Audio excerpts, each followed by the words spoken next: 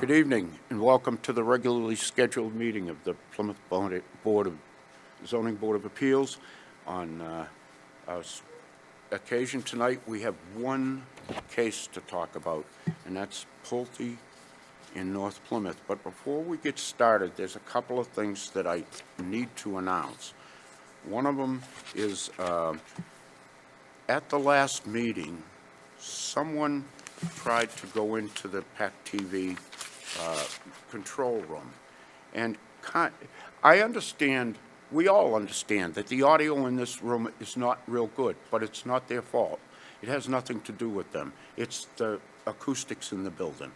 But somebody apparently gave the person working in there a real hard time, and that just can't happen. So if you have complaints about something, either address them to me or address them to a town official, but you just can't go in there and bother those people. They're working to try and present this to the public in the best of their capabilities.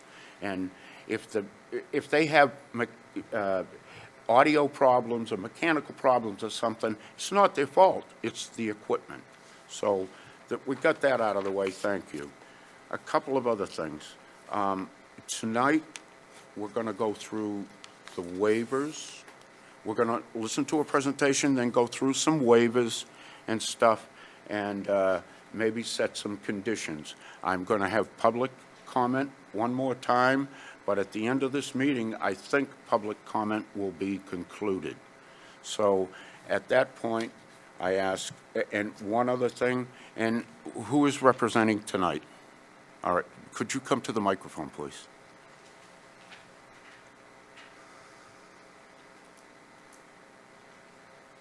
I've been asked numerous people and petitions and a whole bunch of things that the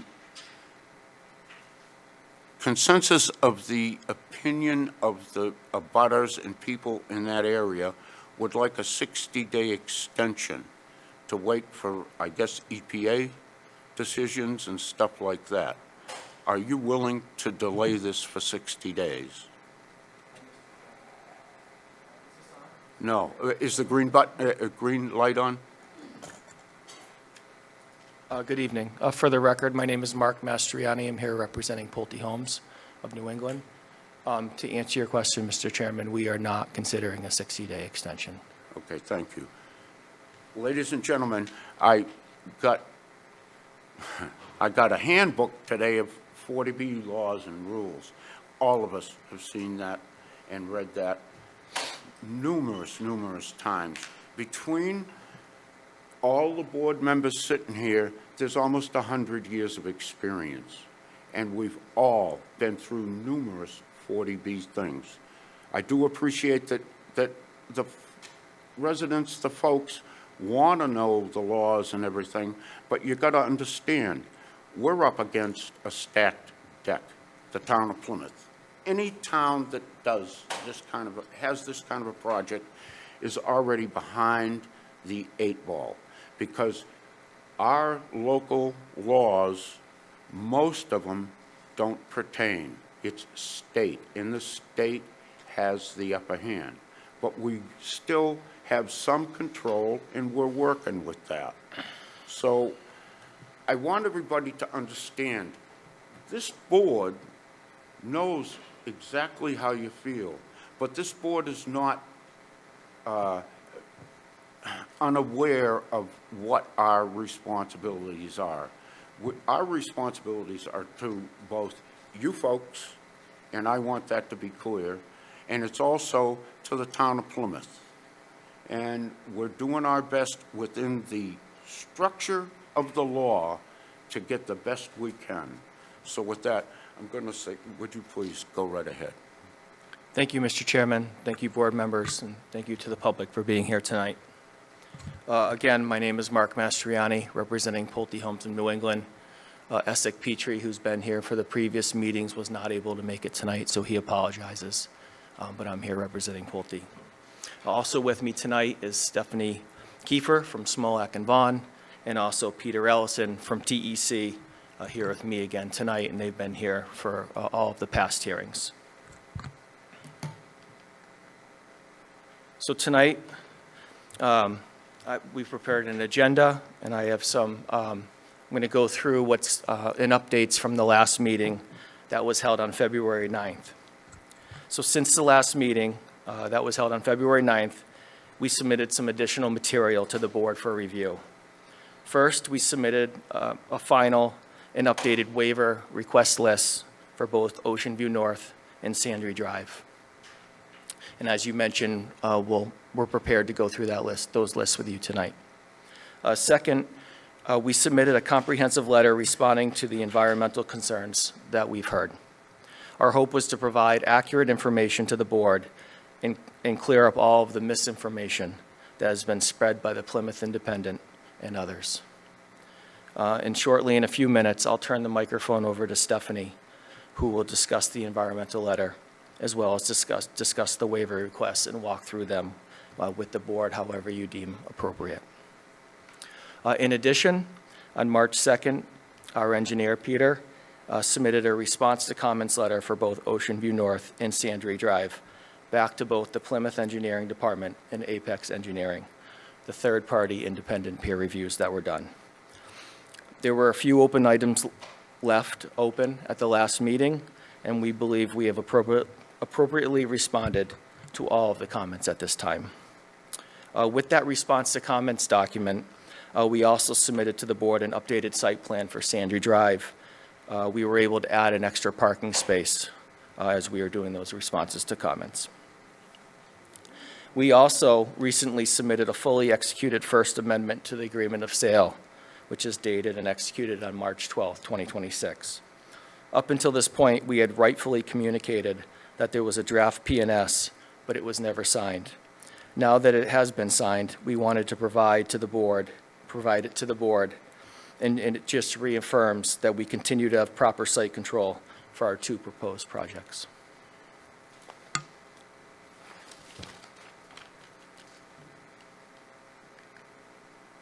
Up on the screen is an updated section that our engineer prepared. So since the last meeting, as you all know, we've made some attempts at updating the site driveway to Building 2 in order to accommodate some abutter concerns. And since the last meeting, we received more comments and feedback on the updated driveway that we had proposed, that there were still headlights protruding into the front of the home at 35 Prince Street. So we continue to try and minimize the situation. We had our engineer prepare this section that's up on the screen through the site driveway, through our entrance. And based on review of this section, we were able to add a 6-foot cedar fence and 1 foot of lattice on top of the cedar fence, as well as some additional evergreen landscaping in the way of the headlights, which will do an excellent job of blocking the headlights and minimize any light pollution. I know it's hard to see on the screen, but the section was submitted to the board, and I don't know if I have a pointer here. Yeah, so right there, there's a stockade fence, and there's some evergreen planting around the corner that will block the headlights as the cars come around the corner. Finally, we had the benefit of reviewing the letter and package of material that the abutters and other Plymouth residents submitted to the board on March 6. Based on our review, the first half of the letter outlined their environmental concerns, and the second half of the letter outlined their construction-related concerns and associated requested protections.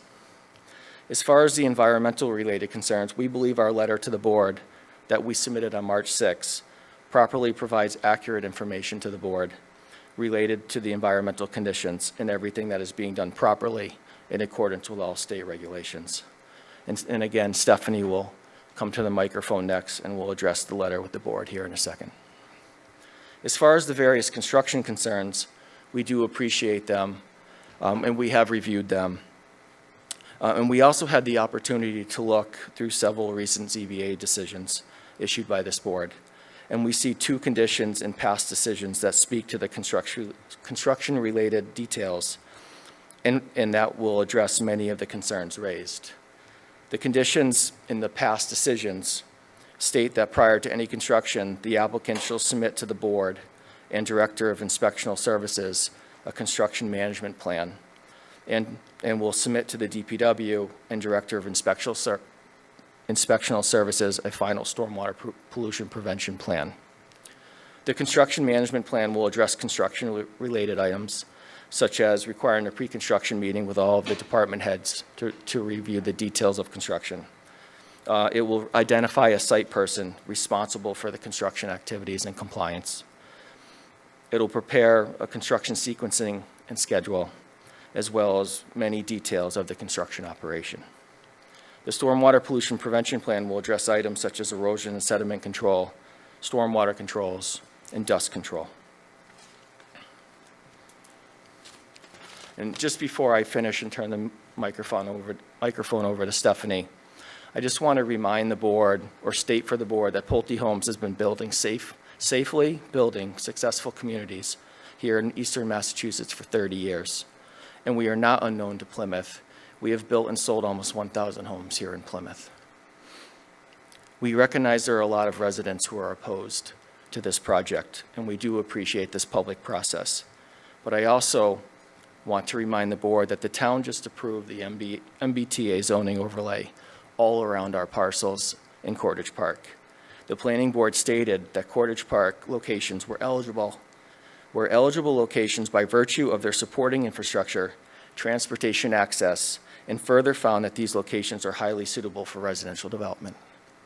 So we believe our parcels also have that same supporting infrastructure, same transportation access, and are still highly suitable for multifamily residential development. Thank you. Stephanie.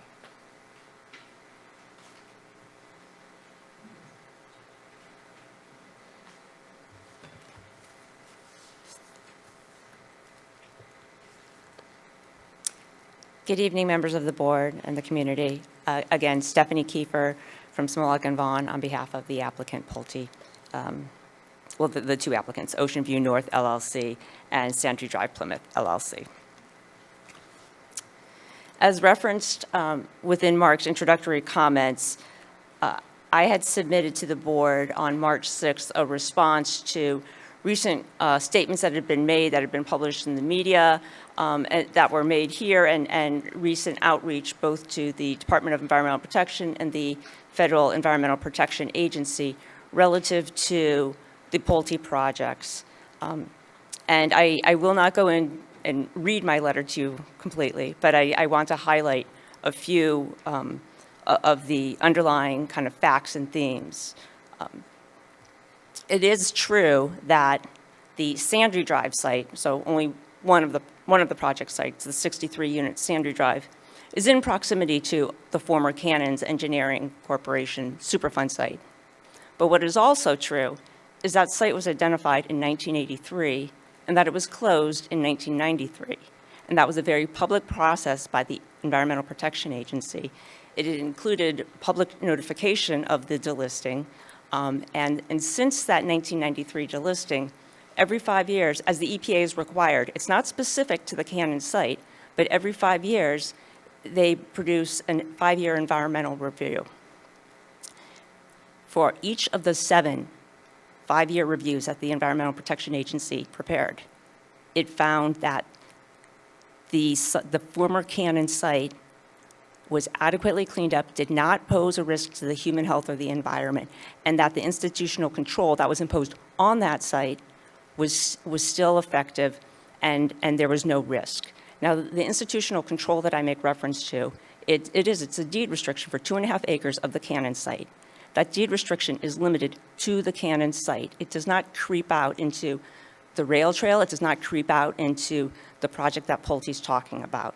It is limited to that. And in fact, the owner of that site, the current owner of that site, can redevelop that site for commercial or industrial uses. They can redevelop it without doing anything special. So that means they can go out there and build and construct on that site, and it's permitted. If they want to do it for residential, they have to do a risk assessment and then release that deed restriction. But again, that is a separate site. It's been closed out for more than 30 years, and any institutional control on that is limited to that site. And in my letter, I provided to you, just so you have it handy, a copy of the EPA's letter that had been sent to the North Plymouth residents. I'll just quote some select provisions of that. It states, EPA's most recent seventh five-year review, completed in 2023, undertook a comprehensive assessment of the ongoing performance and continued protectiveness of the original remedy. EPA determined that the site remedy remains protective of both human health and the environment. Restrictions on the property memorialized in an institutional controlled deed restriction prohibit residential use as the site was remediated to an industrial/commercial standard. The letter goes on to state, this requirement, that is the deed restriction, does not extend to adjacent properties not covered by ICs. Any proposed redevelopment is an issue for the local municipality and community. The letter continues, the former above-ground storage tanks were properly drained, cleaned, dismantled, and disposed of off-site. Approximately 250 tons of contaminated soil were removed, and supplemental soil sampling after the soil removal indicated that there was no unacceptable risks remaining. As stated in the 2023 five-year review, quote, regulated access is not required, and EPA determined in the 1989 endangerment assessment that no unacceptable risks exist without the fencing, and this requirement is not necessary to ensure protectiveness. What that means is the Environmental Protection Agency, after 7 consecutive five-year reviews of the appropriateness of the remedy, have determined that it is still protective of human health and the environment. And in fact, the fence that that property owner had on the property isn't even required to be maintained. If somebody wants to make that property owner maintain the fence on their property, that's fine. But again, this is what the Environmental Protection Agency has to say about the former Cannons site. It was soil contamination on the site, by the way. It was not a risk of groundwater contamination, and it's been resolved in excess of 30 years. The second point of my letter, or one of the second points that I've made within the letter, is related to the Sandry Drive site. And within the Sandry Drive site, thanks to the due diligence that had been undertaken by Pulte, they had identified a potential environmental risk to the property owner. The property owner did, as what a responsible property owner should do. They went out, they conducted their investigations, and determined that there had been a release of a reportable contaminant. And what they did then is, again, in compliance with Chapter 21E and the Massachusetts Contingency Plan, in August of 2025, they submitted a notice of release to the Department of Environmental Protection. Once that happens, it is a process. The Department of Environmental Protection receives that, and what they issue is something that's known as a Notice of Responsibility, or NOR. And in September, the DEP issued a Notice of Responsibility to 8 mates. 8 mates likewise contemporaneously prepared a RAM plan to do a limited soil removal. They did that. It involved some dewatering, so they took the water and they also properly disposed of that. That too, a public process. A RAM plan was submitted to the DEP by 8 mates licensed site professional, and following that, they provided a follow-up status report. Again, all in compliance with the Massachusetts Contingency Plan. This is the way that the MCP is written to work, and here it is working. It's not a major release, but it's a release, and it's being addressed by the responsible party, the property owner.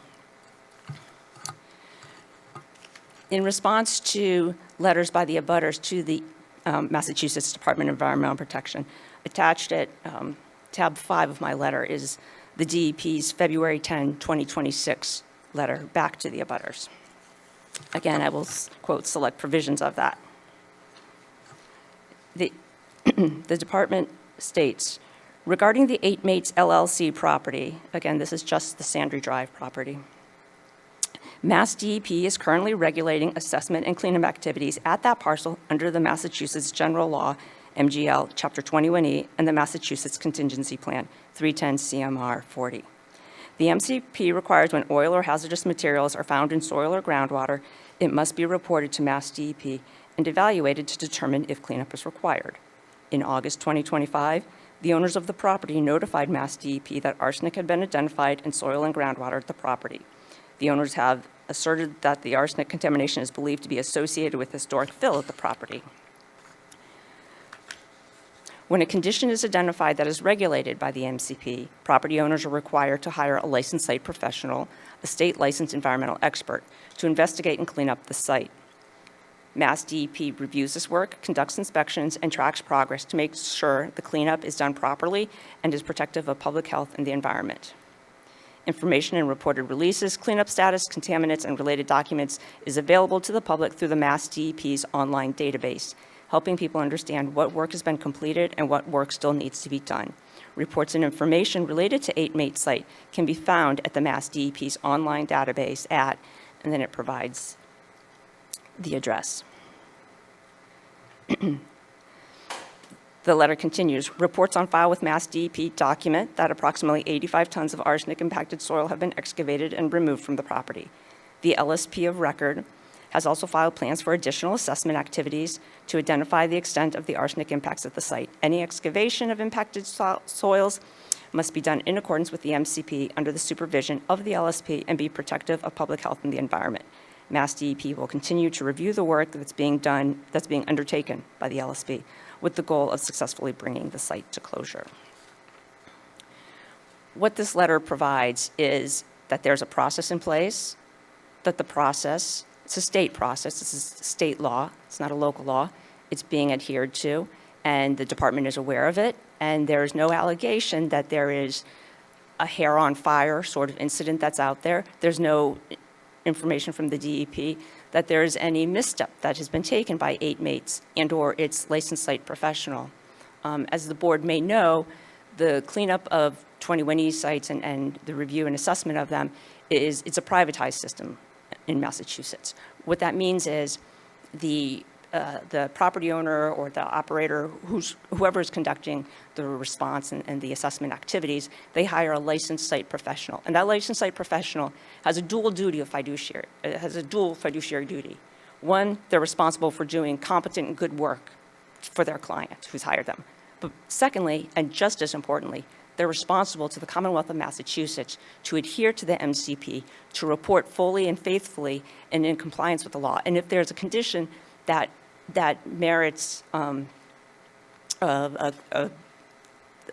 higher level of hazard, even if they don't have the okay from their client, they're required to notify the Department of Environmental Protection because that's their licenses on the line if they don't.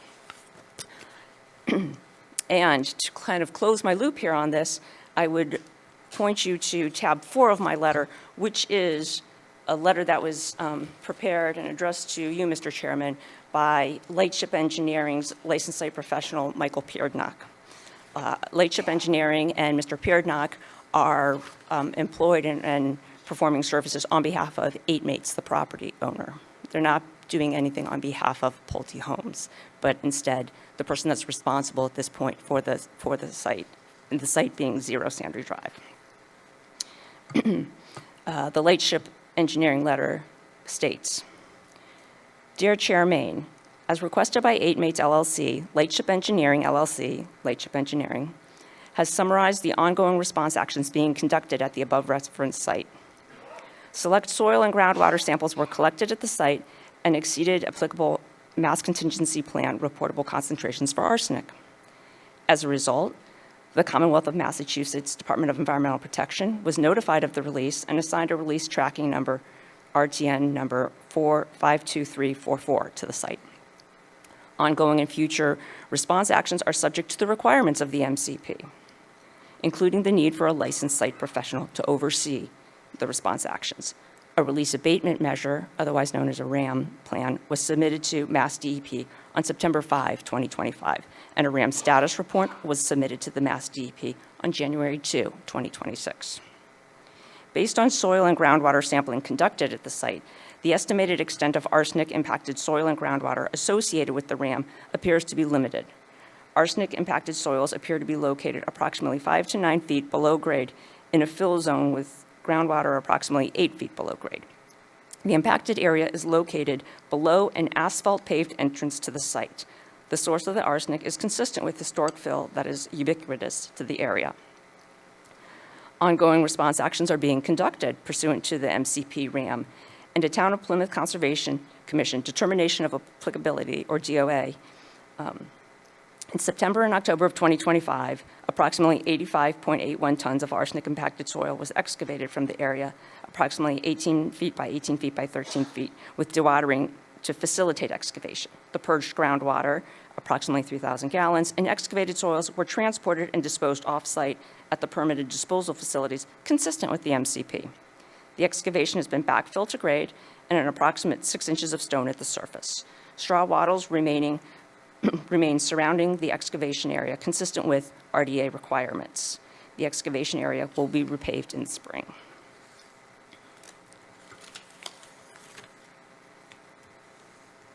Post-excavation soils were collected from the sidewalls in based excavation and submitted for laboratory analysis. Concentrations of total arsenic and other select compounds were detected in soil that appear consistent with ash and clinker observed in the fill zone that is ubiquitous to the site and/or the area. Groundwater monitoring wells were installed to assess post-remediation groundwater quality at the site. Ongoing quarterly groundwater elevations and sampling is scheduled for the next several months to assess post-remediation groundwater quality at the site. Ultimately, the response actions under the subject RTN are being conducted consistent with the MCP under the oversight of an LSP to achieve a temporary or permanent solution demonstrating that a level of no significant risk exists or has been achieved. If you have any questions or comments, please call. And I apologize for reading the entirety of that letter, but I think that it's important to underscore to the board and to the public that there has been compliance with the MCP. There has been identified a potential environmental risk, additional assessment went out, recognized that the levels exceeded reportable concentrations for asbestos, that 8 Mates, through its licensed site professional, adhered to the 21E and the Massachusetts contingency plan, notified the department, thereafter took proactive measures to conduct the RAM plan, and then have subsequently done follow-up studies, follow-up assessment, submitted the results of that most recently in January of 26, and they're continuing, as they state, to do quarterly monitoring. And so I think that the concerns that were being aired in the media, calling this a toxic site or near a toxic site, are well overblown. First of all, this Superfund site, as I first stated, is not on the site, and it's no longer, it's been delisted for over 30 years. The fact that there is a release tracking number on Sandry Drive, it is actively being managed. The property owner and its licensed site professionals have gone through the proper channels. They've gone to the town, through the Conservation Commission, through their RDA, and they are working through the MCP. This is not a toxic Superfund site. This is a relatively minor release. And if you look in the files, in fact, I believe the exceedance of arsenic in groundwater, the standard is like 0.01, and it's at 0.018. It's an exceedance, admittedly, and it was found in one of the wells. But it's not a 10-fold exceedance. It's not a 20-fold exceedance. And to kind of maybe underscore this and to put this in real layman terms, when this release condition was determined, the Massachusetts contingency plan has 3 levels of reporting. Something that's very serious, you have to report it within 2 hours of gaining knowledge. Something serious, 72 hours. Everything else, 120 days, 4 months. This only rose to the 4-month time period. And so this is not to say that environmental matters are negligible or should be overridden. All it is to say is that in the scheme of a 21E Massachusetts contingency plan issue, this is a relatively minor one, and it's being addressed. And lastly, it's a matter of state law, and it's being complied with under the state law, and it will continue to be complied with under state law. So I apologize for the length of that discussion, but I think that there was a lot of innuendo and fear-mongering that was going on, and I think that it deserved the time that I just gave it. But again, I will underscore that these are matters that pertain to compliance with state law, and as this board has already recognized, when it's dealing with a Chapter 40B permit, it's dealing with local laws and regulations. And obviously, a comprehensive permit should require adherence to state and federal law, but it's not within the 40B powers of the board to determine what that means. With that said, I would like to turn to the waivers. And I would ask through the chairman, I'm not certain how you wish to deal with the waivers. I've seen on prior projects where you've just, if the board members have questions as to certain waivers, there's a discussion. I am happy to present each one, or I'm happy to, excuse me, address it any way that is best for this board. I'm going to, at this point, let Michael handle this part of it, because he's dug deeply, and we all have, but he's organized them to where he can question what is really, really important. Michael, Which one are you going to do first? we're going to do Sandia first, all right? Very good. Michael. Well, let's see if somebody else has questions first. I'm just scrolling. Do you, Peter, do you have any questions? Yeah.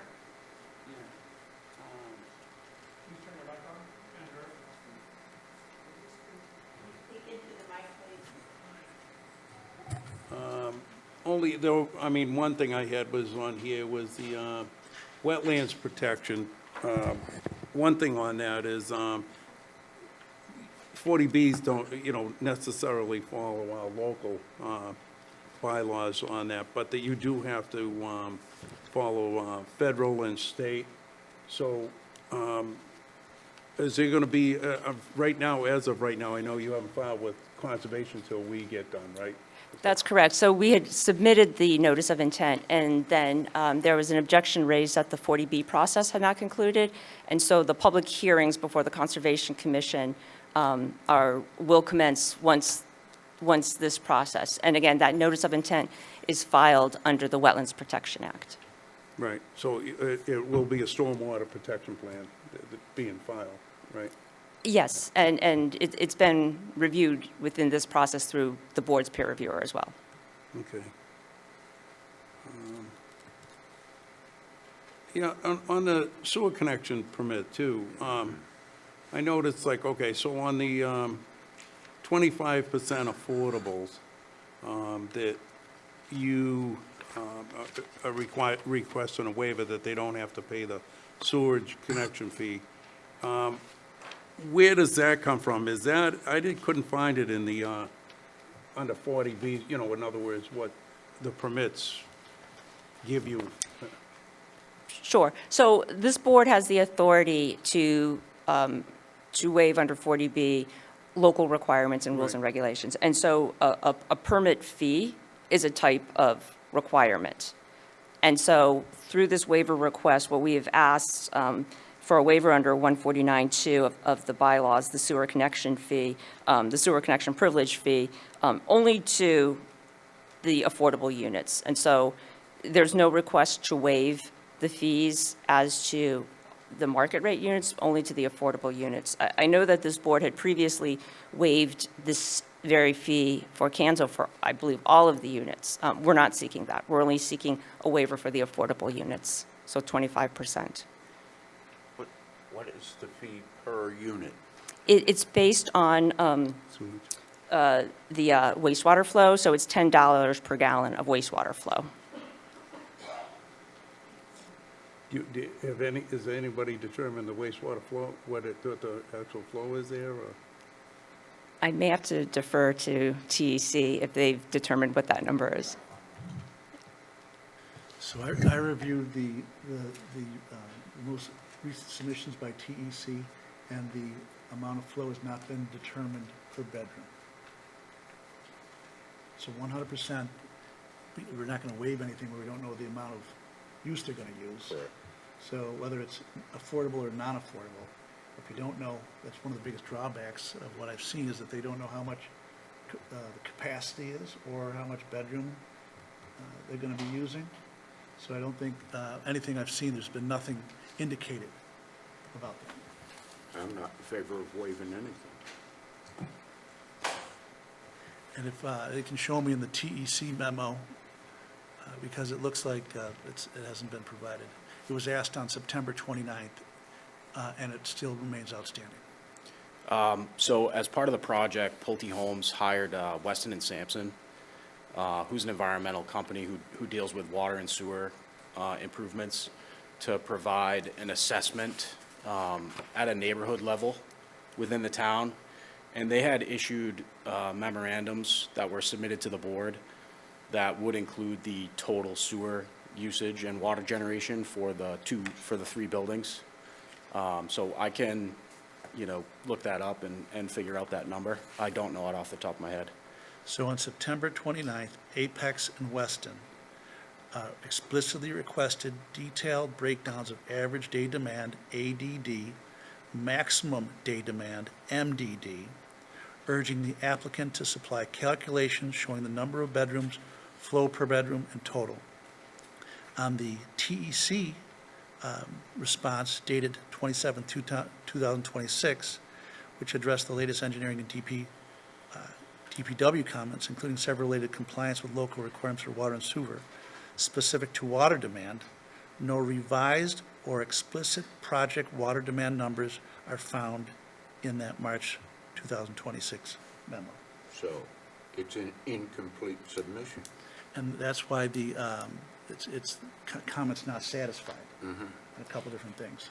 So that's the answer to that one, Michael. Mr. Chair, may I just ask, when you say the March submission, did you review any subsequent Weston and Sampson submission after I'm sorry, Mr. Conroy, when did you say that was requested? So I read the agenda was provided the packet. So I've read the packet for today's meeting. So I read the packet was provided for today's agenda.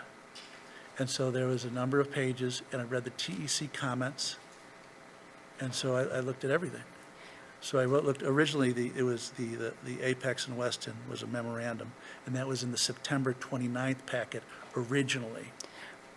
Okay, correct. And there was nothing submitted today from Weston, or for this hearing, excuse me, within TEC's third response. I believe that it may have been addressed in a prior response, because Apex's comment, you said, was in September of 2026? So if you could show me Or 25? anything that shows, I'd like it to see it in writing, and in what's been provided to this board, what I'm looking for is average day demand, maximum day demand, and a calculation showing the number of bedrooms, flow for bedrooms.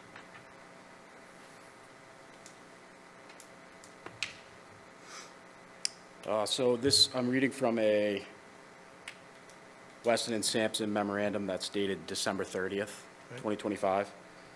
And in that memorandum, And what packet was that, in our packet? So that you're would have saying- been part of the response to comments package that was submitted in January. I believe it was January 16th, So what's the date of the Weston House, Weston? December 30th, 2025. Okay. I don't remember seeing that. Has the board seen any of this? I don't remember. I mean, it might be in the packet, but I've read through this, and I don't see anything addressing the average day demand, the maximum. Go on. Well, I would just point out to my colleagues here and everybody here, I did a count. We've had at least 3,500 documents pass across our screens, not counting notebooks and different things, so it might have been something we don't recall seeing, but I think Ed is correct in saying, could you just please refresh our memories, because we have not memorized 3,500 pages. Of course. Yeah, and we wouldn't expect that of you, of course. So within this memo from Weston and Sampson, December 30th, 2025, they estimate building number 1, part of Ocean View North, would generate 9,020 gallons per day. Saying per bedroom. Yeah, so the way that this is calculated is based on Massachusetts Title V. It's 110 gallons per day per bedroom. So if you apply that to the number of bedrooms in Building 1, that would be 9,020. So what I want to see specifically is in writing, per bedroom flow. That's So under state regulation. I can read the number of bedrooms to you if you'd like. They're in the table. All right, so where does it show the average day per bedroom? In Massachusetts Title V, No, I'm saying it for this project. yeah, in All right, and that's the peer review states it's not there. That was, you were quoting from a September 2025 Apex. I think if you looked at. And the March. I'm looking at. Apex did not provide any I know, peer review in but I'm- March, so I believe, Mr. Conroy, that you're missing subsequent Apex review that occurred after that was submitted in January of 2026. So I'm looking at a memorandum from Weston dated December 5th, 2024. December 30th, 2025. All right, so I'm looking at December 5th right now. All right, I'll look for another one from December 30th, you're saying? 2025. Yeah. And perhaps I can make this a little bit more easy to digest for the board. The request is for a waiver for the affordable, and it's $10 per gallon for flows calculated based on Title V wastewater flows. And all that requires is that we determine how many bedrooms are in the affordable units and multiply, and we're asking for a waiver of that 110 by the number of bedrooms that are provided, of the affordable bedrooms. And I believe that that information is on our project, our initial project plans that shows you the number of bedrooms and the number of units and the number of each of the bedroom counts, 1, 2s, or 3s. And so it's a quantifiable number. It's just a mathematical number by referring to the plans to see how many affordable 1 bedrooms, 2 bedrooms, 3 bedrooms there are, multiply it by 110. It's not an engineering figure, is what I'm trying to say to you. It's It's a formula. It's a formula based on Title V regulations of 110 gallons per bedroom.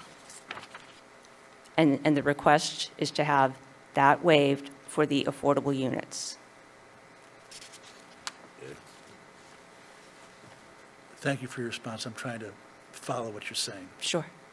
The problem is, and we've heard so much, and we've heard different things, people tell us different things, and unfortunately, at this point, I have a problem with credibility with a lot of the stuff that's going on here with this.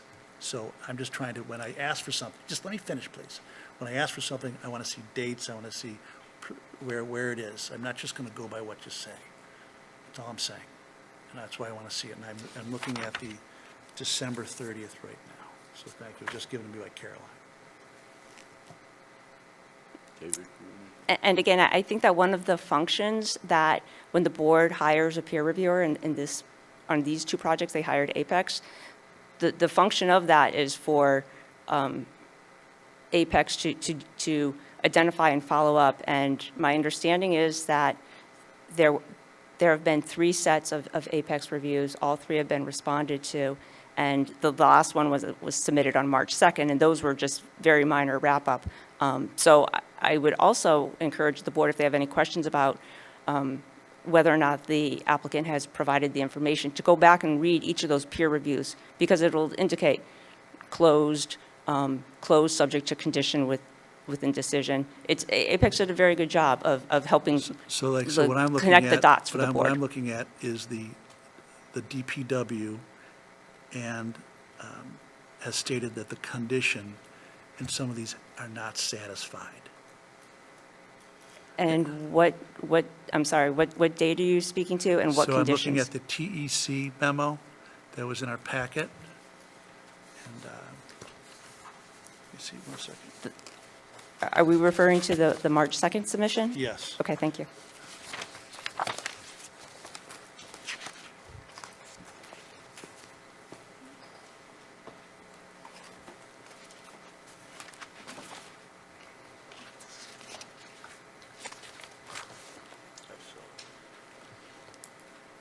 So I think I'm looking at the sewer pump and forced mail design, about the evidence that the pump station has been sent to the DPW,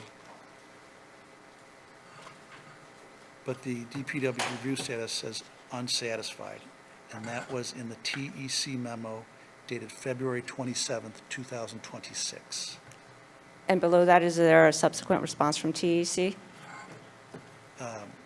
I had the TEC dated this February 27th, 2026. Is there a subsequent response from the TEC? No, I believe that's the correct one, but TEC responds to that prior one, right? And I'm sorry, I So- can't, So it's on page 5 of 6 from the TEC memo, where it says comment unsatisfied. But we're talking about the waivers, so we can move on. I'm just saying that there's some things in here that when the DPW says that it's not satisfied, I have to go with what they're saying. Mr. Conroy, I'm sorry, I'm looking at TEC's response, and you said page 5 of 6. It's, for Sandry Drive, it's only 4 pages, so I'm sorry, I may be missing what you're referring to.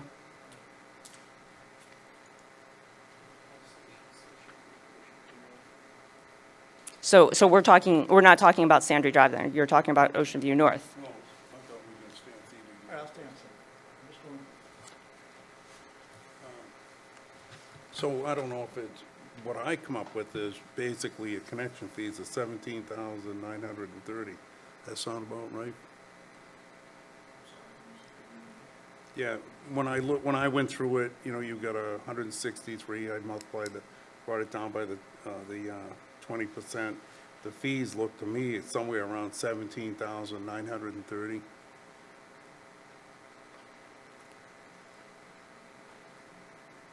And Mr. Larry, you're doing both projects, is that correct?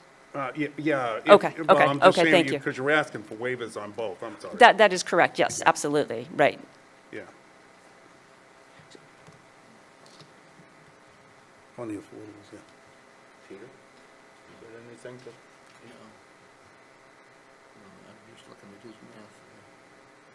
I gotta think through something.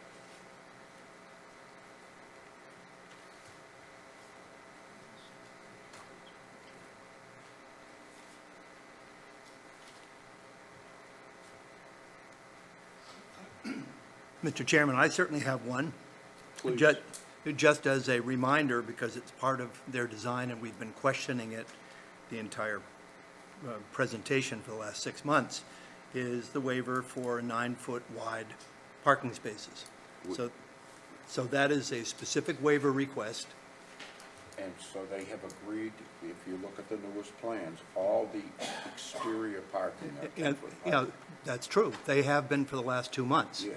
But the inside ones are still 9 feet wide, And they're tandem. they're paid for, you know, I mean, it's not like some people get a 10-foot and some people get a 9-foot. The people that get 9-foot are paying for that. So, Well, I understand. It still is technically a waiver request, and it's something we push back on many projects. Between the 10 feet between columns and tandem, I think it comes back to the overall design, that's a liability of the design in both of these. You're preaching to the choir. Okay, well, I'm just pointing it out that in the list of waivers, that's an obvious one, that's all.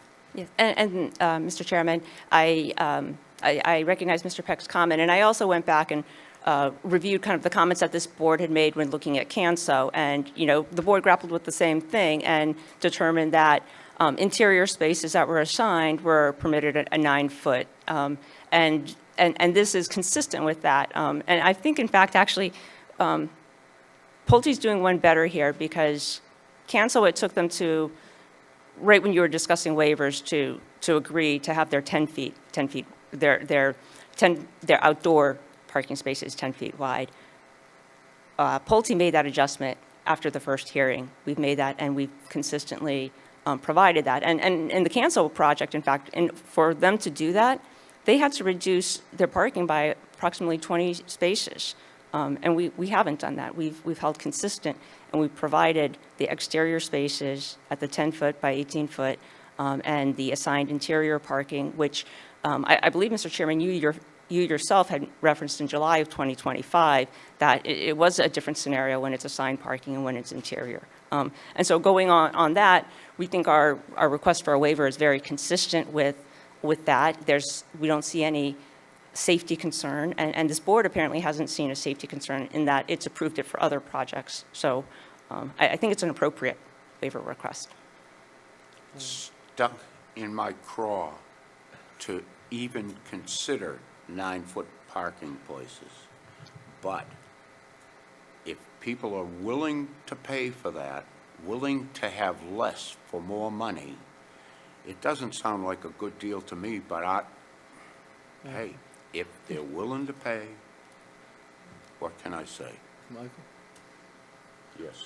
But it was explained to us, the reason they had to have 9 foot in the building, because of the pillars of the posts in the building created that. So I'm not sure what David's getting at here. What your question, David, is that waiver may allow them to do the same on the outside? No, that is not my point. I mean, we know they're going to do that on the inside of the building. Yes. And I don't have an issue there. No, Okay. my point is that the size of these parking spaces is part of our consideration of the whole ball of wax. So we also need, as we consider the entire application, the mitigation proposals that they have, that whether they're acceptable or not. So I'm just making note of it.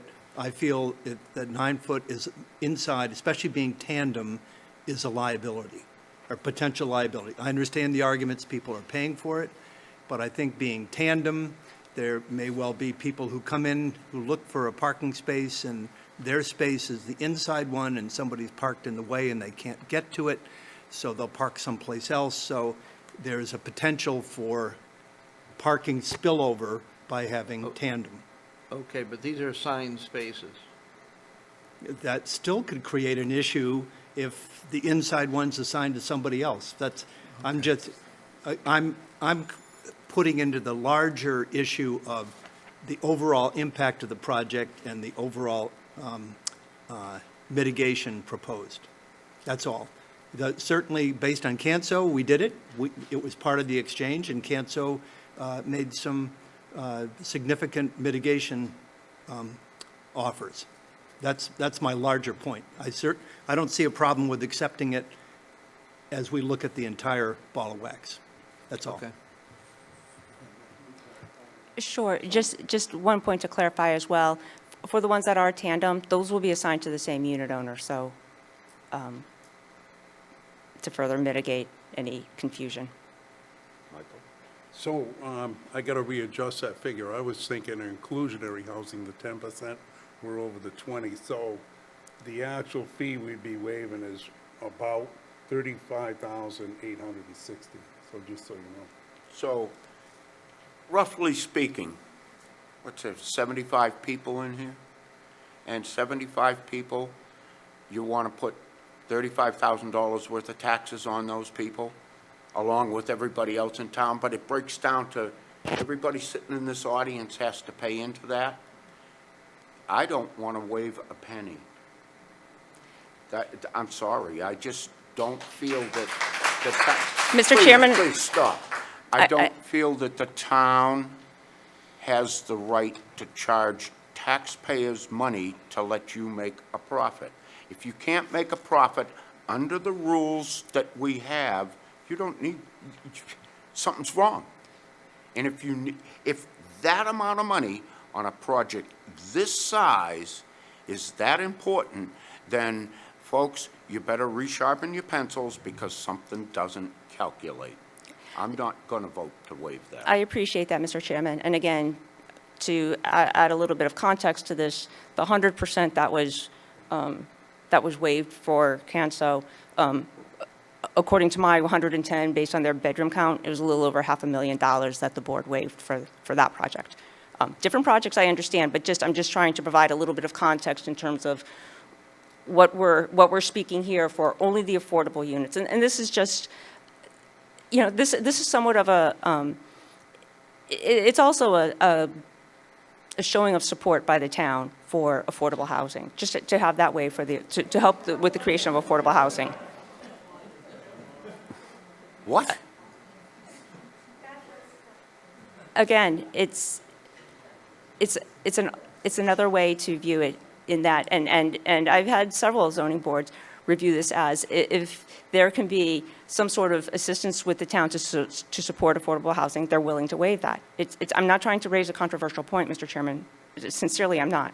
I'm just providing what I've, in my history of doing this, what I've heard from other boards as some part of their consideration in granting waivers, similar to this. When you seek a waiver of some sort of fee and you tie it solely to the affordable units. You know my feelings. I do. Okay. Let's move on. Very good. Thank you, sir. Michael. Well, we're going to go through the waivers first. We seem to spray around here. And there's also that you want to waive for the sewer connection, too, for the board. No. Oh, I'm sorry. Yeah, there's also, they're asking for a waiver also for the connection fee to the sewer. That's right above it. So again, which would be B and C. Well, Can't get much closer. I will again say that I am against waiving any fees for anything. That's my opinion. So, is anybody getting anything else on the Sandy? Yeah, on Sandia, David, do you have anything else that you looked at? No. Ed? On the waivers for Sandia only. So, one question. On the waivers, yeah. So, a large issue. Microphone? So is the applicant providing the Prince Street looped water main? We're doing Sandria right now. So does that, Well- does that relate to these No, waivers? no, let's keep them separate. Well, I think we're just about to switch anyway, so I think we're done with Sandra. Nobody seemed to have any issues. Do you have anything else you would like to add to the discussion of the waivers at Sandia? I do not. I guess just one point so that is clear, and I'll underscore it for Sandri. With respect to the total off-street parking, that would be 109 parking spaces for the 63 units, so that's a ratio of 1.74 parking spaces per unit, and that includes both the parking spaces and then to the extent there's that footnote in table use A3 footnote 6 about visitor parking. And all of those exterior parking places are 10 foot? Correct. All of the surface parking are 10 feet, exactly. Because I'm going down to measure, We would invite you for the groundbreaking as well. Any other questions for board members on, okay, let's go now to,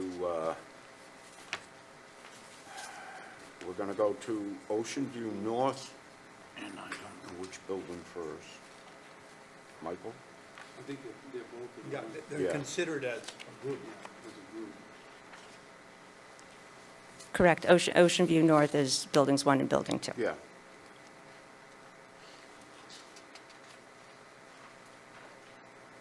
But things that are on Sandwich Street don't necessarily pertain to things on Prince Street, and that's, you know, and- I just want to make sure that everybody understands what each building is asking for. Generally, they're all asking for the same thing, but in specific, if there's a difference between, say, the one up on Sandwich Street, on Court Street, or the one On on Prince Street. you know, there's a difference. Correct, I do understand. And we've done our best when we've asked for a waiver and it's specific to, and we try to identify which building or, you know, the environs of which building to help the board.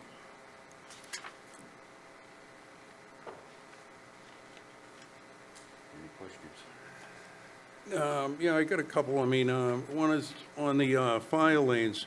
I thought we would be on that, but according to this, on your waiver, with the project plan finally finalized is when you're going to go before, is that what I'm reading here? Because you have a waiver on the fire lanes, it would be on B, I believe. That's one thing.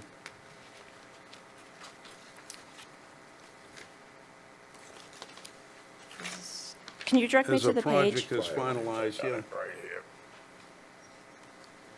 So I have a question on that, whether we'd want to put a condition if that's the case. Thank you. So it's this. Yeah. Yeah. And then, farther down, okay, so, let's see, under V, the stormwater facility designs there, they're asking a waiver for the filtration system to be proven, to put in with aluminum coated to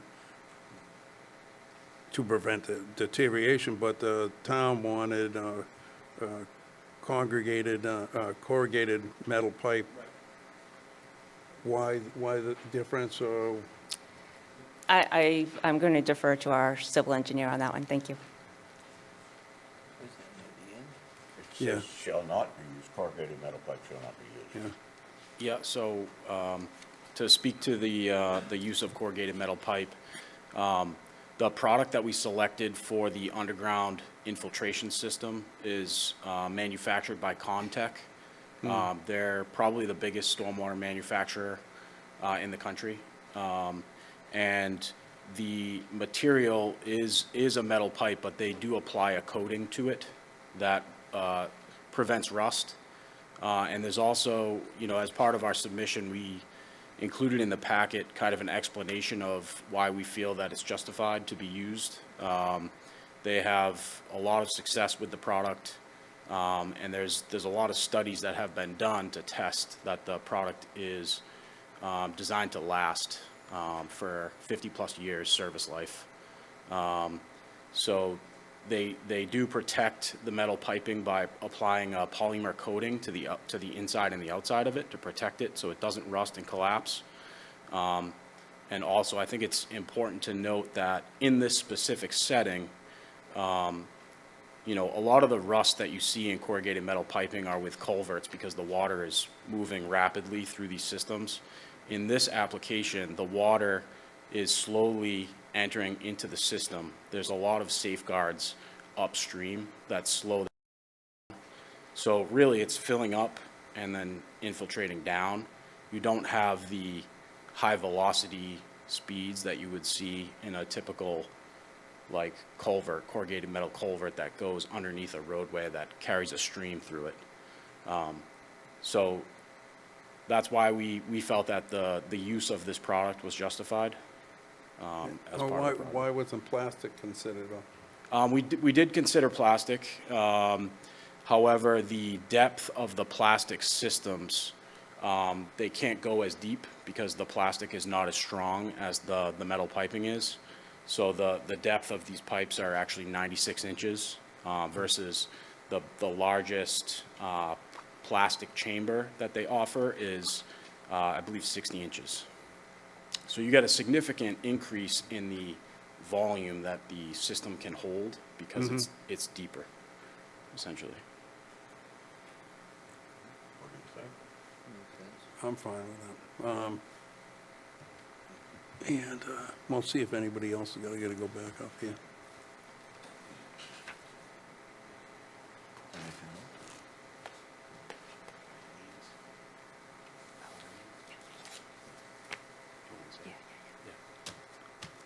I do also want to just note that we are requesting a waiver from the fire lanes requirement that you mentioned, Mr. Leary.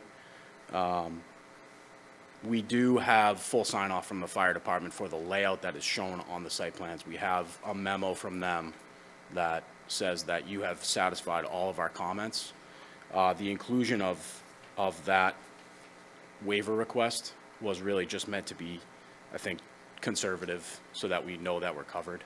However, we do have the fire department sign off on the site plans that have been included in your packet.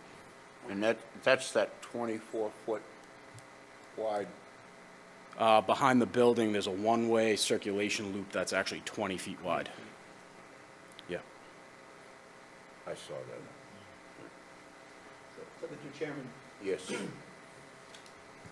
Just something to point out, this is not objecting to a specific thing, but pointing out on this one, they need seven separate waivers for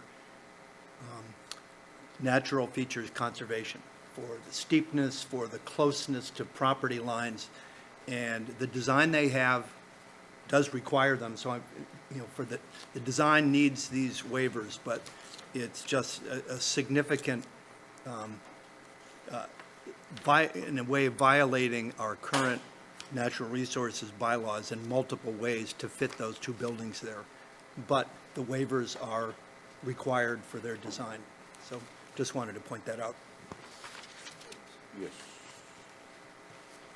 So relating to the water balance program, the DPW and the fire department did not confirm supply adequacy for the maximum day scenarios. And so, do we know what we're dealing with waiving with that money? If the town doesn't, if the DPW and the fire department didn't confirm what the maximum day demand scenarios are gonna be for supply capacity, and they're asking for a waiver of the water balance program, we know what we're talking about. I do.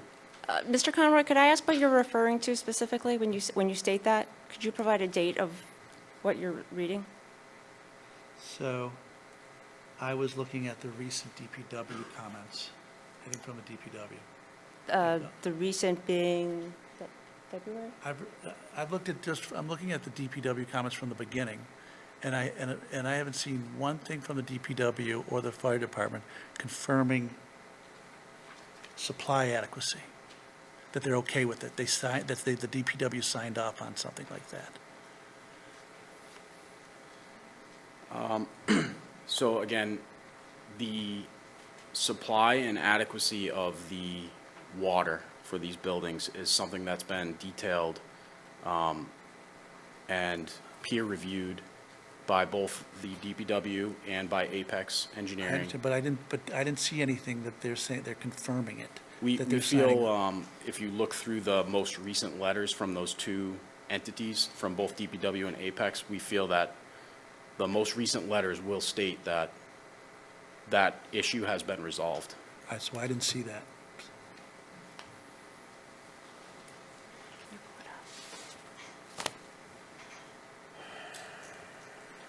Jason, can you comment on that one?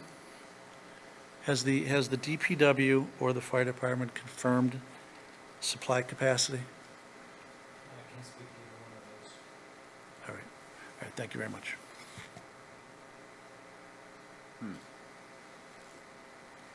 What say you?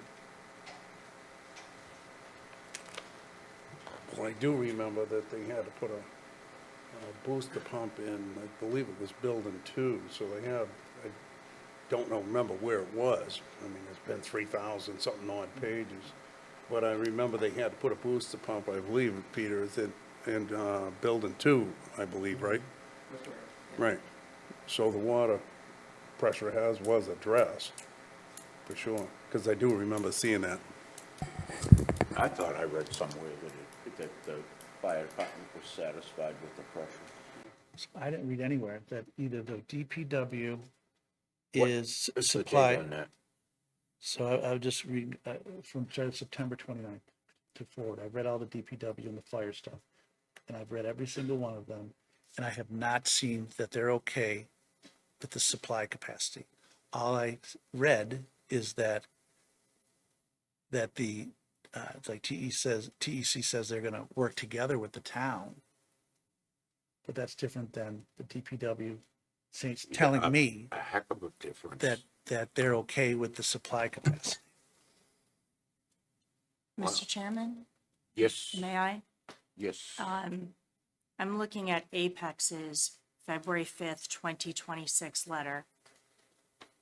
And on page 3, the comment says, Apex anticipates adequate available supply capacity to facilitate the additional consumption of the proposed development, even during a firm capacity scenario. Weston and Sampson response on October 30th says comment acknowledged. Apex response on November 6th says the comment is closed. There's a further comment about a hydraulic performance evaluation and looking at static pressure. It goes on and on.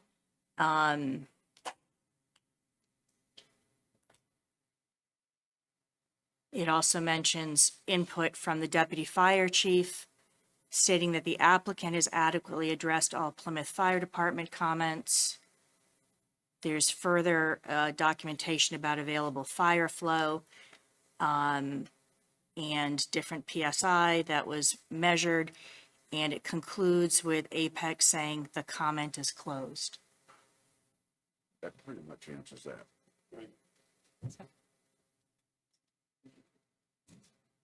Anything else? David?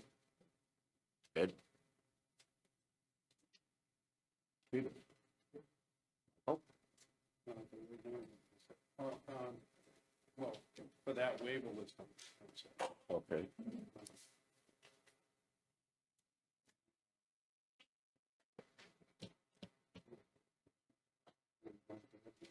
Yeah. Well, there's a couple things. I know, whoop, yeah, I keep forgetting that, I know that. Okay, so there's a couple things that, I kind of need answers, or want answers to, and there's a couple things when we get to conditions we want to do, and I'll let Mike address one of those for the veterans housing. But I noticed you have, and I'm familiar with these, the jellyfish filters on the, your catch basins per se. Is there a maintenance plan that's set forth for that? Because those need maintenance Just the jellyfish. constant. Yes, sir. The jellyfish filter is for the Sandry Drive site. Right, Yes, that has a very specific set of operation and maintenance requirements that come with it. right. Yes. Yeah, because I know I've used those before because of the phosphorus. All right, and so there is one that's going to be on file, yeah, Correct. okay. All right. That reference thing too, because you've got it right from. Okay, so, and then this is from a couple of us on the board that would like to see some kind of connection to veterans. Housing was, would you consider during the first 90 days, like of your lottery, to prefer consideration of 10% of the affordable units be given to veterans housing? Within the first lottery? Yes. You're suggesting? I think that would be fine, to the extent, It's correct, so Yeah, the, it is allowed by law now, but it would normally need the selectmen's approval. It doesn't because of this board, we when the have that 40B authority. comes back to us, we act and as all boards. correct, so to kind of echo Mark's caveat there, I think that it is acceptable to the extent permittable by the subsidizing agency, because I know that veterans housing, it's not, it has its own little provision, and it doesn't specifically reference 40B. And there's a part of it, and Carolyn, you and I can talk about this as well, but there's a part of it that talks about like rental units. So I wasn't certain if the legislation pertained only to rental units, and I tried to working to get some definition from HLC on that. And they just said that they hadn't proposed the legislation. So we can, to the extent that it's permittable by the subsidizing agency, just like a local preference, you can request it to the Right. extent that it's permittable. I think that that would be acceptable Be for fine. the I first think that lottery. We probably want that condition on there. Well, Yeah. if they're subsidizing age, remember that this is subsidized. If they are agree Carolyn, to have it. you any input on this, please? As was mentioned, Mr. Chair, this is a relatively new statute that's allowing for this. I think if we put a condition in that says to the extent permitted by the subsidizing agency, 10% of the affordable unit shall be offered in the first lottery to veterans, then the subsidizing agency will let us know. It's similar to how we word things with respect to local preference. We know from past experience that a local preference is now allowed. So we can certainly ask, and we can put that in to the extent that the subsidizing agency concurs, then hopefully we get our 10% for veterans. Do it. Right, Mr. Chairman, this kind of request somewhat falls in the bucket of what they call programmatic issues, that it's kind of in the purview of the subsidizing agency. So the request can be made, but the determinator, and when they're reviewing the Affordable Fair Housing and Marketing Plan, that's their wheelhouse. So, but we don't object to having that in there to the extent, acceptable by the subsidizing agency. Yes, because I would hate to have it get out into the public that Pulte doesn't support veterans. And, No, that's not a good look. and Pulte's not saying that at all. So work very hard to make sure that everybody understands that the town of Plymouth supports veterans. And the town of Plymouth built more affordable housing than any other community in Massachusetts. So work with us here. Anything else? Yeah, also, one of our other, Need one of those. huh? I might need one of those. Yeah. One of our other local builders recently just come in, and I think it's a good idea, was he had committed to putting a sum of 25,000 set aside in an account just in case there's damage to the foundations, and especially where you guys up on Ocean North, you're pretty close to the houses, to offset any small mitigation that would, that was proven. I don't know. That's another one. I don't know if you're willing to do. I'm not quite certain I've ever heard that request before. Can you just explain how you foresee that? And then, Okay, so, one of our builders in town here, who had another project just recently, there was worried, again, with the foundation issues they might occur. And I look at the two buildings, well, the one at the end of Prince Street isn't that bad, but the one up at front, you could end up with some minor foundation issues due to excavating, so on and so forth. So I was wondering if we could do the same thing. Was he basically his particular thing was he put 25,000 set aside in, if somebody had proven damage, that way at least they wouldn't have to go to court, go through a civil. asked, did that local project involve sort of blasting? Because we Oh, we no, don't have no. that here. No, it was just regular. Yeah.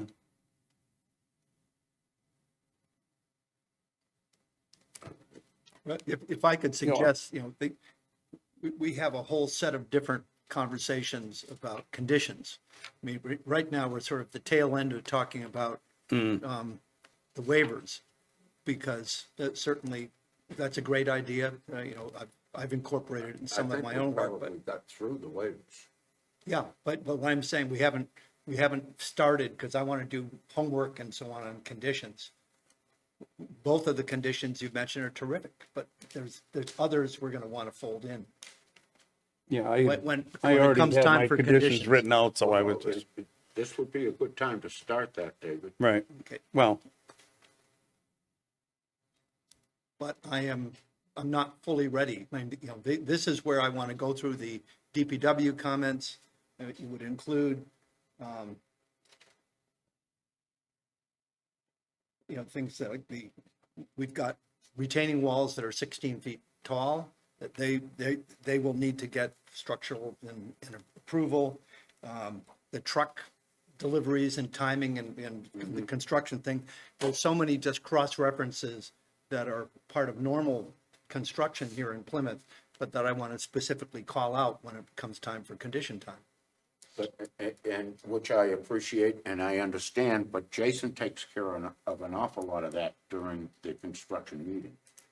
As you know, you've been to 100 of them, we've Yeah. all been to them, and those Yeah. are topics that are just right down the line, all covered. Yes, but, you know, in those 3,500 pages, there's also reference to easements that are required. I just remember the amount of conditions we put on every other 40B. Oh, absolutely. Go into, you know, many.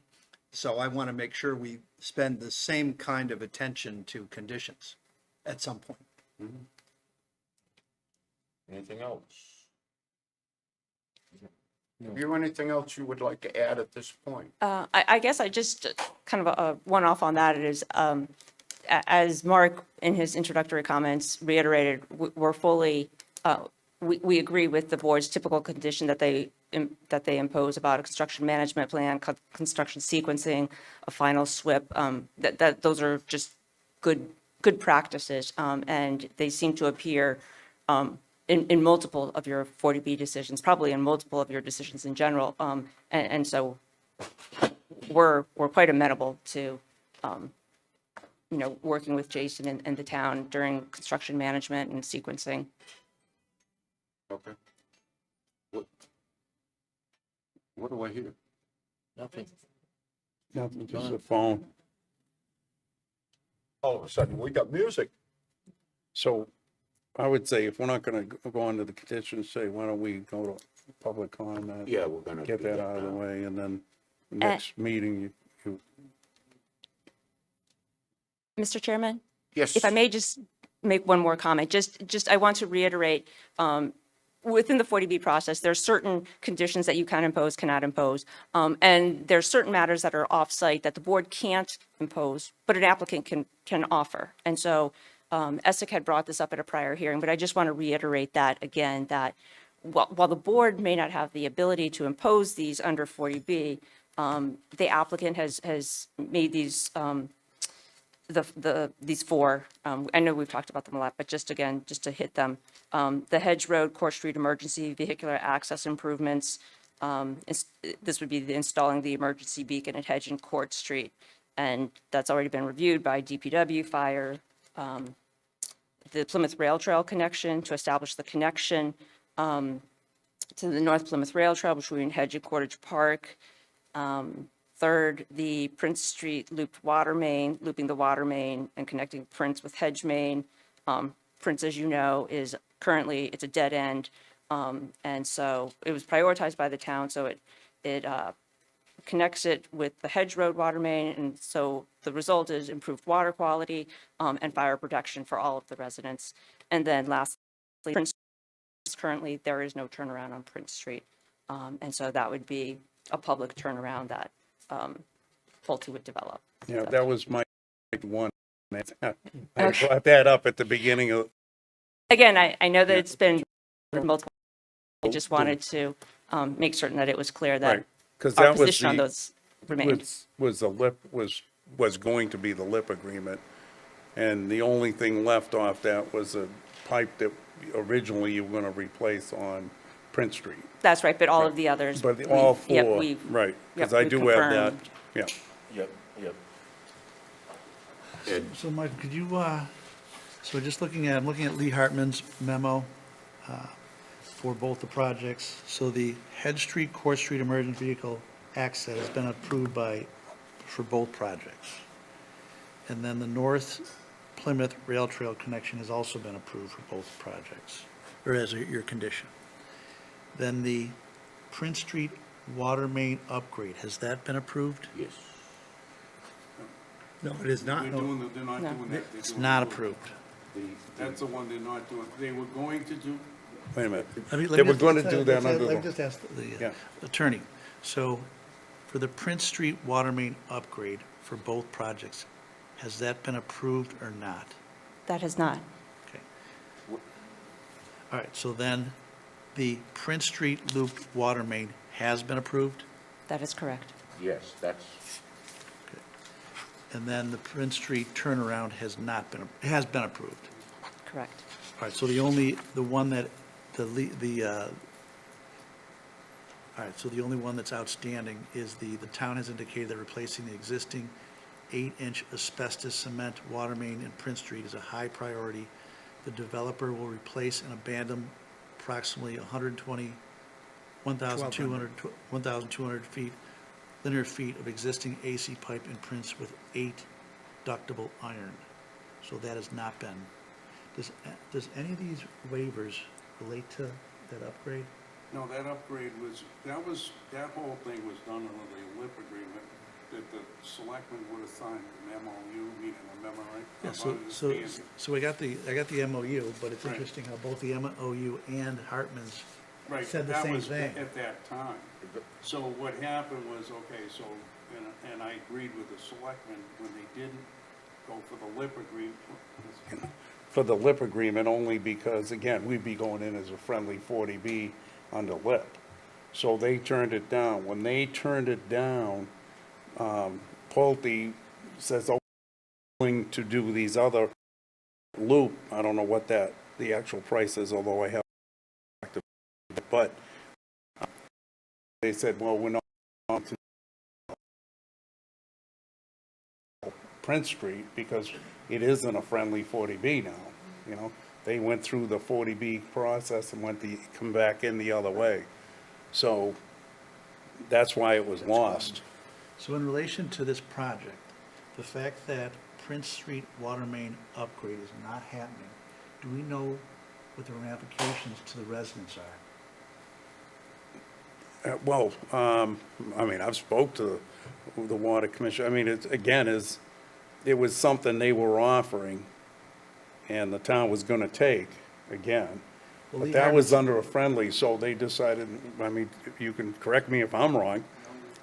You know, it basically is okay, well, now that we've gone through the process, we're still willing to do the loop, which is the main thing, because that does connect both situations, so they can backfeed things, there's a lot of, thing to that.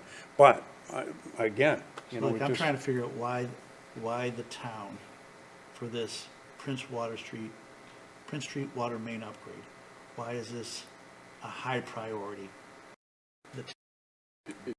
well, No, but I want to know Well, specific to this property, to if this they project want- only. I just want to know. right, they I wanted to think, change. Mr. Conroy, it wasn't specific to this property. I think it was specific to seeking an MOU, and the town identified certain things in town that they would like. So I'm going off what Lee Hartman's memo says, that it's specific to this property, that on Prince Street, this is a high priority. So what I'm trying to figure out is, why did Lee Hartman say specifically why the Prince Street water main upgrade is such a high priority? That's what I'm trying to figure out. Because Well, I know it's asbestos pipe, it's a cement pipe. The town wanted to upgrade it to a tile pipe. I did talk to Peter about that. That's what the whole thing was originally. And they were willing to do it to get a friendly 40B that didn't work out. Now they've gone the other route. All right, so I'm going to want someone from the town to talk to me about this or comment on this issue, because I don't want to. Yeah, I understand. I know That's the fine. process, everything went to pots, I got that. But I want to know if we approve it or deny it, whatever we end up going to doing. I want to know before it goes on here, that the fact that this isn't being done, are there any safety ramifications? Are there any health issues that, like about, does it affect drinking water? You know, I want to know what the fact that Lee Hartman said that this is a high priority and it's not being done. I want to know what the effects to the residents of North Plymouth are. And I don't want to go by what Well, the attorney just stated, that it's only. I not- it's not would specific- just you suggest- just stated it's not specific to the project. Lee Hartman says it's specific to this project. You just said it's not specific. It is specific. I think he said it was specific to Prince Street, so it's an existing infrastructure for Prince Street. That doesn't, everything Prince Street doesn't mean the project, and I think maybe that's where there's a source of, All right, thank you very much, attorney.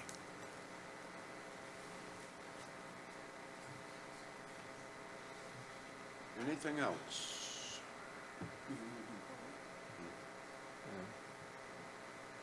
Dave? All right.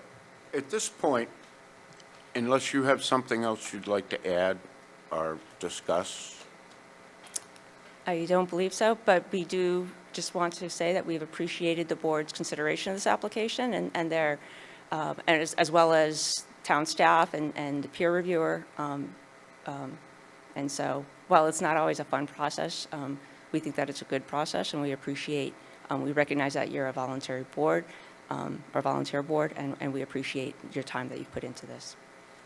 thank you. At this point, I'm going to open it to public comment, but I'm going to ask, please, if you've spoken a couple of times before, we heard you, and we know what you have to say, and I'll tell you what, if I was sitting out in the audience, I'd probably want to say something too. And every board member here, we all understand what's going on. But it's a process we have to go through, and we can be courteous and polite to each other while we're going through it. So, who would like to speak? Yes, sir, please come to the microphone and identify yourself. You've spoken before, haven't you? I've spoken a number of times before. Sir, can you first let somebody else? No, I would like to speak. Hi, good You're evening, gonna get everyone. 3 minutes. We're Yes, not I gonna know, start Pulte doesn't get 3 adversarial. minutes, right, but we do. Good evening, everyone. My name is Ed DiPiero, and I live on Schooner Way.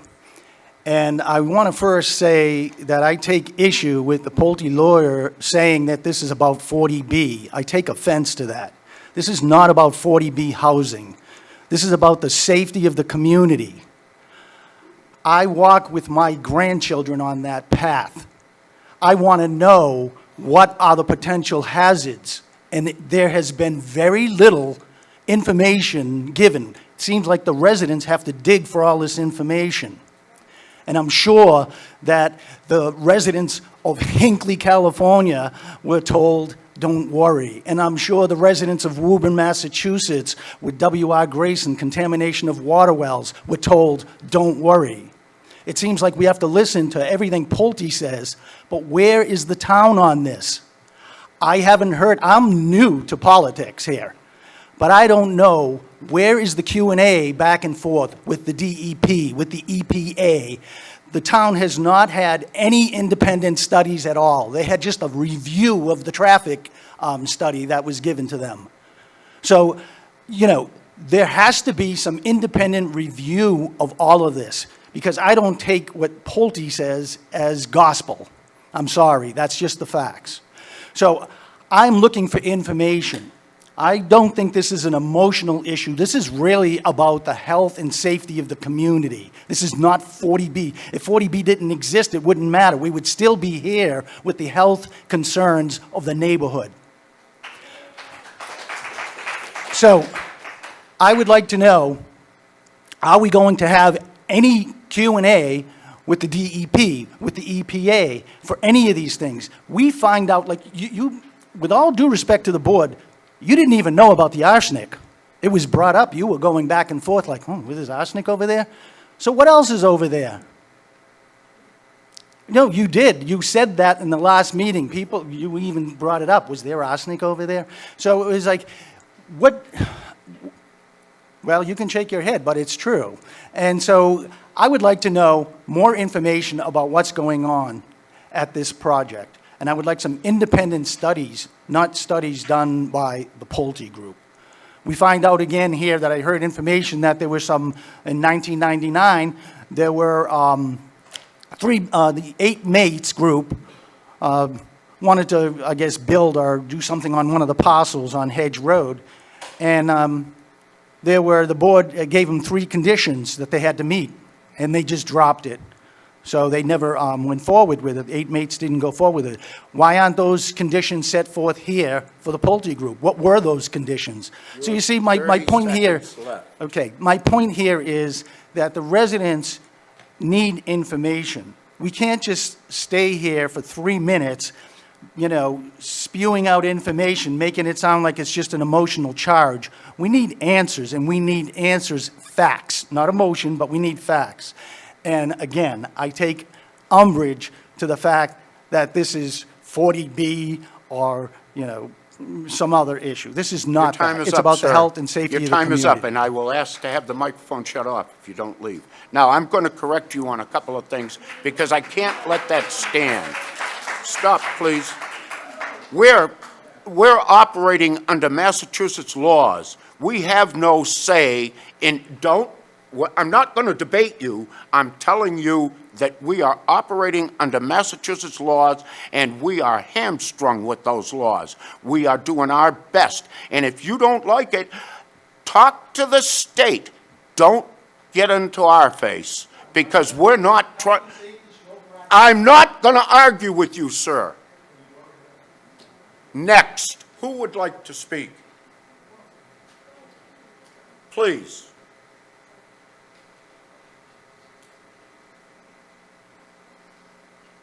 Hi, my name's Michael Figlioli. I live at 19 Prince Street. I first moved there in 1953, so I've been there a while. Some people had some concern with the vibration of the equipment. Well, I lived there when they did that elderly housing, High Cliff, I think it's called. And what happened was, I don't know of any foundations that were cracked, but walls were cracked, and almost every house on the street wound up having to replace the toilets. They cracked from the vibration of the trucks going back and forth and the bulldozers and whatnot. That's about it. And, sir, to your point, Michael has talked about putting a condition on this to cover those very instances. We see all of this stuff, Right. and I'm glad you brought that up. Okay, thank you. It seems like for such a large project, they're trying to nickel and dime it too, but that's only my opinion. No. Anybody else? Yes.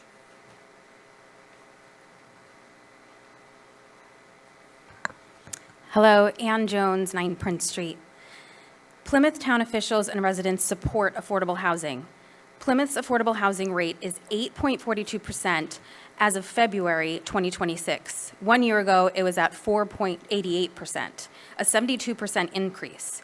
The state granted a 2-year safe harbor status in August 2025. Pulte filed this application in June 2025, 2 months before safe harbor was granted. Prince Street alone has 82 affordable housing units at High Cliff Apartments. Next door is Castle Hill, another 50 affordable units. This neighborhood already contributes meaningfully to Plymouth's affordable housing inventory. Yes, this project adds another 41 affordable units, but it also brings 122 market rate units at the cost of building 163 units in a densely populated area. The net effect of these 41 units on Plymouth's affordability percentage is 0.1%. Plymouth does not need to compromise public health and safety for such a small gain in affordable housing. With only 1.58 percentage points left to the 10% statutory minima, Plymouth is well within reach of the 10% goal without Pulte. In our March 6th submission, we documented serious potential health and safety risks from both projects. The 40B handbook, page 4, is clear. If a community does not meet the 10% minimum, consistent with local needs means balancing the regional need for affordable housing against local health, safety, open space, and site and building design concerns. We do not believe these projects have been determined safe. Balancing health and safety over local needs is critical. In other words, this board has the authority to deny Pulte's 2 permits, safeguarding the safety and health of the community and residents. On behalf of Senator Fernandez, I will be reading the letter he sent to Secretary Augustus, Executive Office of Housing and Livable Communities, following the ZBA meeting on February 9th, 2026. Dear Secretary Augustus, I write to convey serious environmental and public health concerns my constituents have raised to my office regarding the proposed Chapter 40B Pulte Homes development in North Plymouth, which directly abuts the Plymouth Harbor/Cannon Engineering Corp. Superfund site. Residents have identified toxic waste management challenges, including potential conflicts with use restrictions associated with this site. My office has been in close communication with the residents, local officials, and You state have and federal 30 seconds agencies. left, ma'am. We have coordinated with Mass DEP, which regulates cleanup activities under Chapter 21E. In addition, we understand Congressman Keating's office is working closely with the EPA to evaluate whether the development has appropriately followed federal law and restrictions related to the Cannon Engineering Superfund site. I urge your office to do everything in your power to halt this project and to work closely with the Mass DEP and the EPA to ensure that our permitting and approval process thoroughly assesses and risks Your the time risk. is up, ma'am. Thank you. Ma'am, your time is up. She doesn't control this. Okay. Thank you. Someone else. Yes, sir.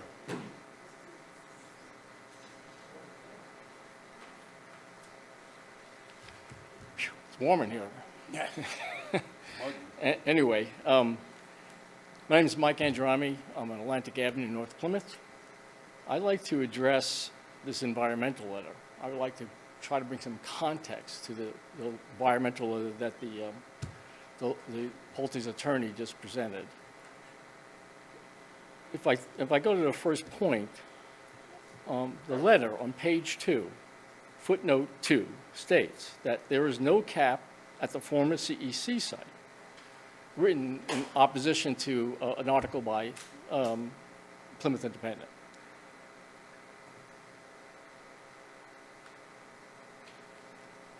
The EPA 2023 5-year review, which was also discussed, states that there's 6 to 12 inches of thick blanket of clean fill placed on top of the scraped area inside the tank berms. So, call it a cap, call it a layer, but that blanket's there because it's covering toxic waste, arsenic and lead. It's there to keep people from getting to that arsenic and lead. So it is a toxic site, period. It also, in the EPA's 2023 5-year review in Appendix I, it shows that arsenic is at cancer levels 40 times the EPA's acceptable commercial and industrial standard threshold for that site. Now, we're not trying to build, or Pulte's not trying to build an industrial or commercial site. The CEC deeds restrictions prohibit residential development. Pulte is proposing 63 residential units directly next door. And if you look at the EPA's map of this CEC site, its border sits right on Sandry 1's border. So they're very close. So there could be a problem there. And that's what we're asking for somebody to look into that. The EPA. You have 30 seconds. Oh, well, that was going. Okay. So community development, so the letter goes on, and page 2, paragraph 2 states, community development is history near the CE site demonstrates that it's safe to build there. Pulte's attorney writes, hundreds of multifamily and single-family residential units have been under development since. Currently, it exists closely within proximity to the CEC site. History doesn't support this. Sir, your time is up. This, Go ahead. okay. So, these are good facts, so I'm not just emotionally hitting this thing. And thank you. Since the Superfund site was listed in '83, there's nothing been built within 500 feet of this site. Okay. The closest one is 12 townhouses on Hedge Road. That's just over 500 feet away. The next biggest site, the one up in Cottage Sir, Park, is I gotta 1,200 ask you feet to away. Wrap it up. Okay.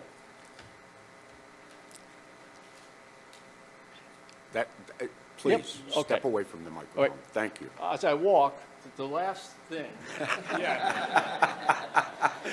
Hey, persistence. The current Sanders site waste remediation project is not over. It's not going to be over until August. Okay. Good. Next. All right. Mr. Chair, am I allowed to pose questions to people here as well as the public?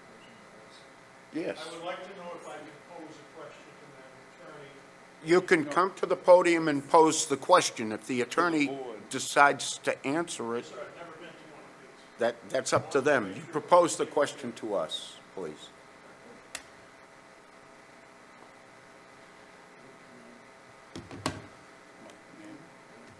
Bill McMullen. What's your name, Standish sir? Avenue. Sir?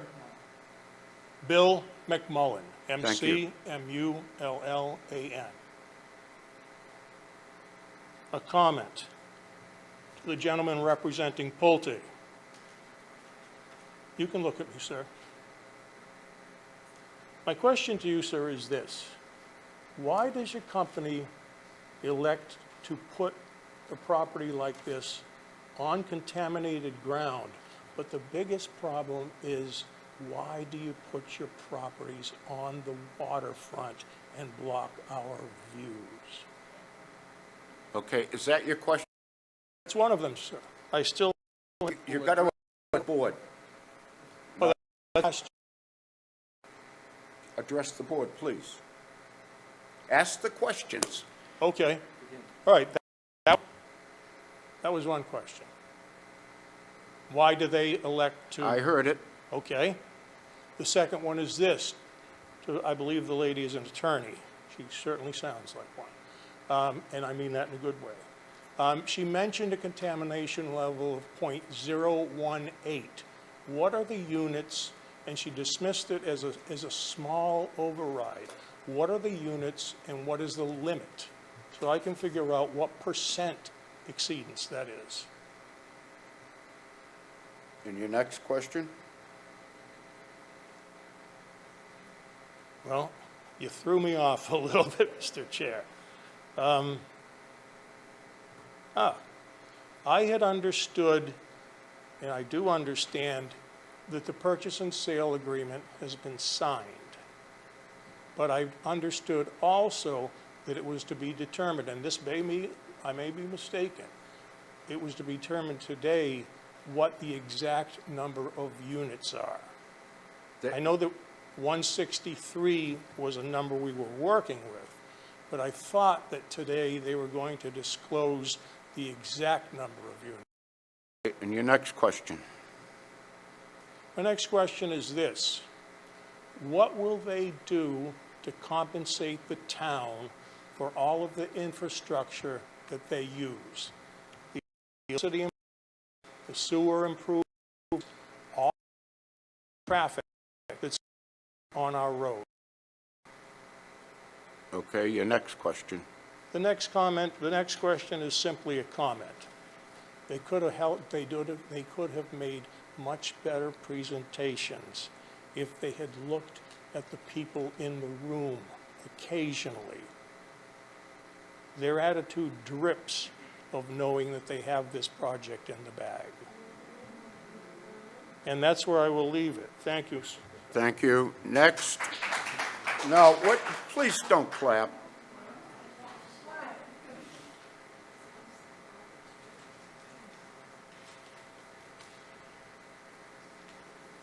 Thank you to the board. Your My name, please. My name is Lisa Fosdick from Holmes Terrace, and I have been privileged to speak to the board on several occasions. I went to a symposium this weekend and met Melissa Hoffner, who is the climate chief in Maura Healy's office.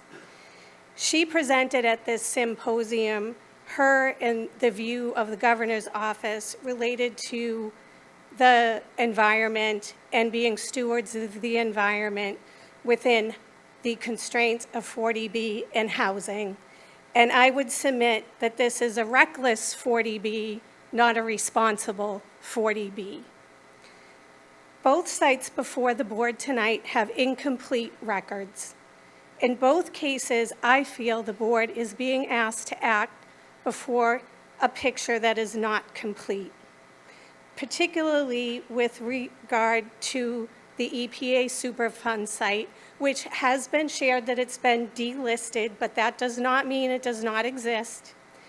And when Council for Pulte mentions the property that's written on a map, that does not mean that those boundaries go below ground and contain the toxic materials that are under that ground.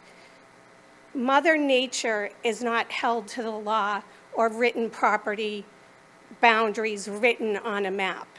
And we are concerned as a neighborhood about the effects of the release of the toxins on the adjacent site.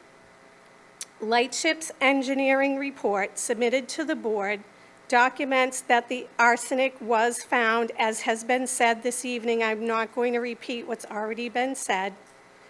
But I do quote that it is acknowledged that arsenic is there and that there is an outstanding determination on that property and that that determination is due August 2026.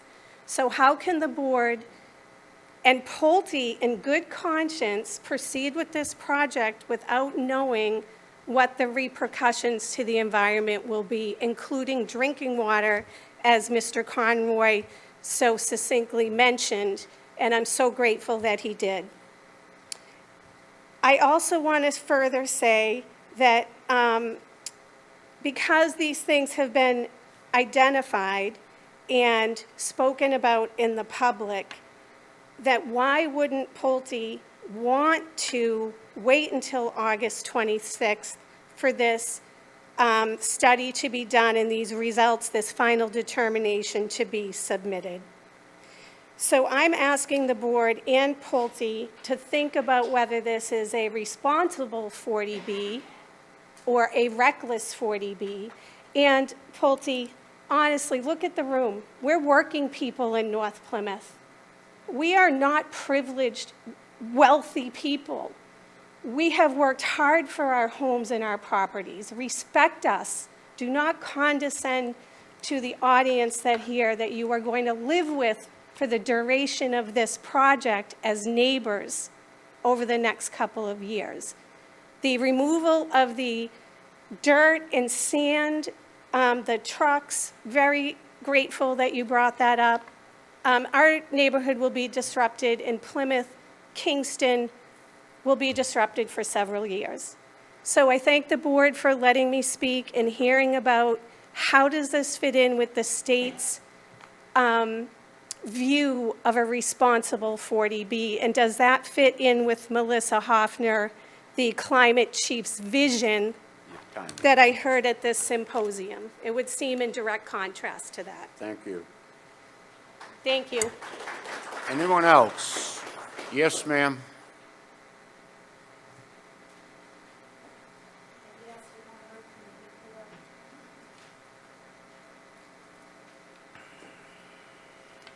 Good evening, board, residents, friends, and neighbors. Carol Jankowski, Prince Street.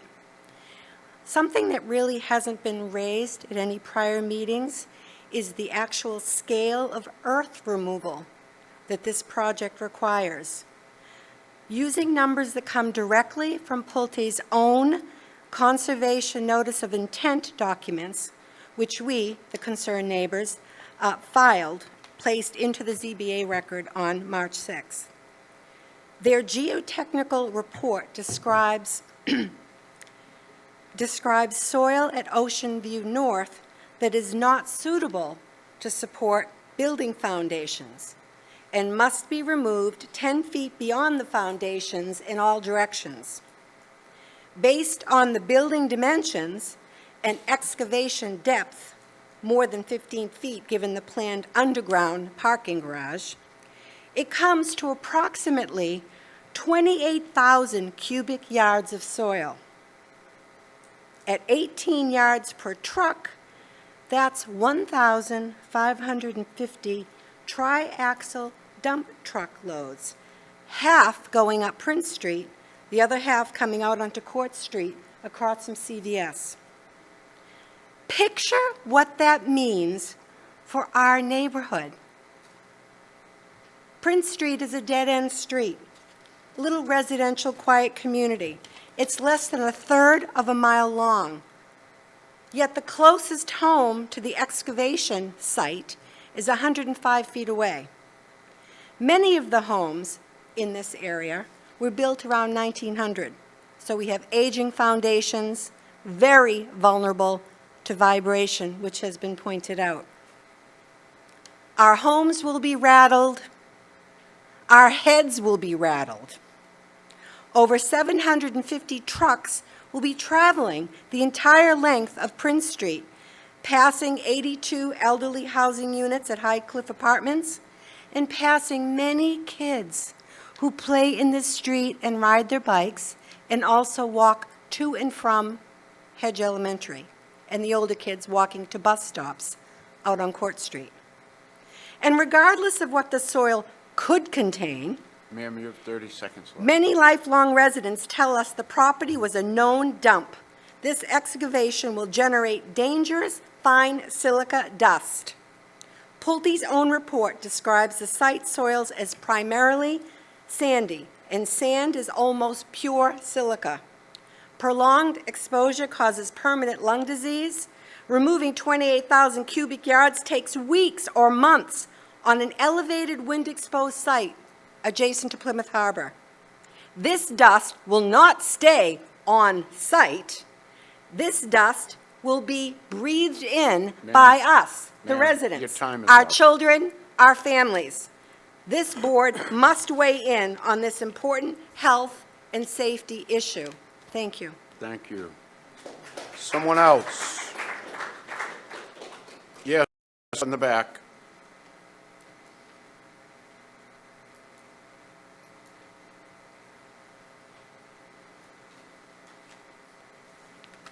Katie Cook, Prince Street.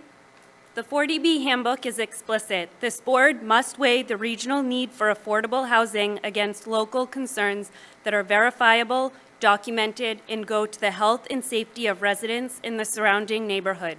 Those concerns and documentation are in front of you. Elected officials at every level of government have concerns on record. Board members appeared before this board as residents to oppose these projects. Our state senator, both state representatives, and our U.S. congressmen have all written formal letters to state and federal agencies.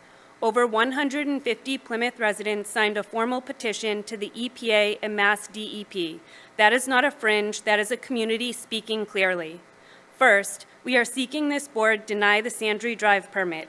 Arsenic-impacted soil and groundwater were excavated from this parcel just months ago. The proposed building sits within 100 feet of a federal Superfund site boundary. The state issued a notice of responsibility in October 2025, and the cleanup is not finished. Until Mass DEP issues its final determination, due August 2026, this board does not have a complete only appropriate response. Second, for Ocean View North, to disclose all environmental test results for 39 Hedge Road before taking any action and grant a 60-day extension for Mass DEP to review them. If Pulte refuses, the record is incomplete and we ask the board to deny this permit as well. Third, for any permit issued, adopt the construction safety conditions in our March 6th submission. This board has broad authority to impose conditions that protect public health and safety. The 40B process was designed with exactly this in mind.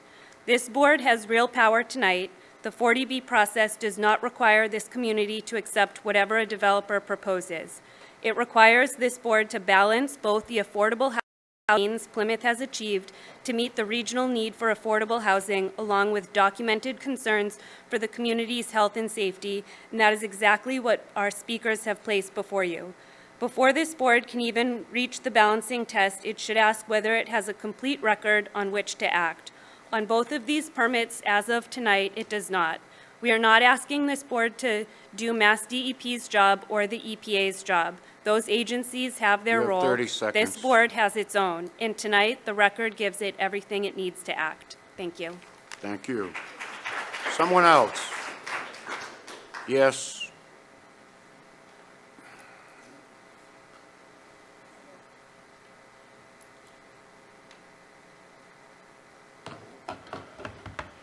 My name is Meg Sheehan. I'm an attorney with Community Land and Water Coalition, and we have an expert traffic engineer here who has reviewed the project, and we submitted comments in October, and we'd like to have at least 6 minutes to present these expert engineering I'm sorry, comments.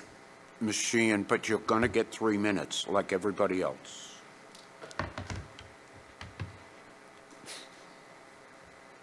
And your time is running. I noticed everyone noticed how much time Pulte Engineering's experts got.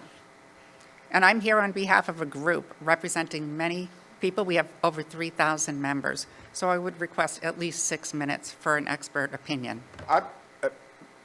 Ms. Sheehan, I am not going to do that unless the board wants it done. And I'll poll the board. Do you want to give her 6 minutes, Peter? Do you want to give her 6 minutes, Michael? Do you want to give her 6 minutes? I'll give the engineer 6 minutes. Okay, that's one. Do you? And I don't want to. And it's, well, I'm going to give you 3 minutes, sir, period, because that's what the board just vote. We have a 3-2 vote on this, and a 3-2 vote is a majority vote. You will get 3 minutes. Your time starts now. Thank you. Good evening. My name is Ken Cram. I am a registered professional traffic engineer in the Commonwealth of Massachusetts, and I work for Fuss & O'Neill out of Woburn, Massachusetts. We just recently received the latest 2 submissions of the traffic impact assessments that were prepared by MDM. We went through them as quickly as we could. I only received them last Friday, but there are a number of items that are just inconsistent and not accurate that were in the traffic impact and assessment in terms of what we use to assess traffic studies. What are they? I'm going to get to them right now. The first one, safety is one of the key concerns for 40Bs. And in terms of the site driveways, either on Prince or Hedge, either where or on Court Street, typically we use the 85th percentile speed of the traveling motorway to get the speeds. We don't use the regulated speed limit, which is what they used here. Usually, and 98 times out of 100, the actual 85th percentile speeds are higher than the posted. The memos were just issued recently, and since that time, there's a new trip generation manual, the Institute of Transportation Engineers. They update it every 4 years. I was actually on the committee that worked on the last edition, the 12th edition. But in their updated memorandum, they still use the 11th edition for their traffic generation. They did correct, we found a couple of errors in their capacity analyses regarding signal timing at Prince and Court, and they did correct that. They have recommended a transportation demand management plan, but I found it lacking in the details of what the plan will actually entail. Getting back to the site distances, typically site triangles, which are, they show on the actual site and the driveway, what you actually have for sight lines, in case there's anything that's in those sight lines. We heard tonight for the first time that the fire department was satisfied, but I have not seen any documentation from the fire department saying that they've signed off. Our concern is for fire trucks circulating on the site. Not so much the water pressure, but can a fire truck actually circulate on the site? And then it goes to also, can garbage trucks and delivery trucks and so forth, have they been looked at? A minor thing, but it wasn't in there. They referenced an improvement plan for the intersection of Court Street, Cherry Street, and Prince Street. That was in the appendix, but the plan was not in either appendix. Small detail, but it wasn't there. So, and lastly, I'm not sure this is a technical thing. They did a seasonal adjustment of their traffic counts for the manual turning movement counts they performed, which is reasonable based on the counts were done in February. I'm going to give you a second. I'm almost Time done. has expired. The other thing, and I don't know why they did not do this, but they put the machines out that count the amount of daily cars that go by, but they did not adjust the daily volume from February to an average month or to a peak month. They just left the daily volumes as they were. And that's what I have for now. I would like more time, but to write a letter, but that's up to the board if they're going to grant more time so that I could submit a letter officially. Your time has expired. Could I ask You're him a welcome. question? Can I ask him Wait a minute. Stop, please. Yes, Peter. He's gone. Did you want to ask him a question? Yeah, yes, sir. Come back to the microphone, Just one sir. question, just for clarification. Once or twice, I heard you say, we used this, and they used something else. One was on speed limit. Correct. You said you used 85%. Correct. That's what So is that statement that you made saying that the Institute of Transportation manual that they used said something different than they used, or you just do something to be safer? That's all I want to know. No, they're two different things, though, because they relate to two different topics. The trip generation manual relates to the traffic generation of the project, and as I indicated, a new manual was issued last fall. But the stopping site distance measurements, the Mass DOT has guidelines for the preparation of traffic impact and access studies, and they state that you should use the 85th percentile speed for assessing site distances. That's what we do. It was not done in the TIA. That's what you do. It was not done in these studies. Okay. Okay, thanks. I You're think in welcome. fairness, their traffic study was done before your new manual came out. But they issued two new amended studies. I forget the date, but it was like within the last month. Yeah. Okay, thank you. Is there someone else? Yes.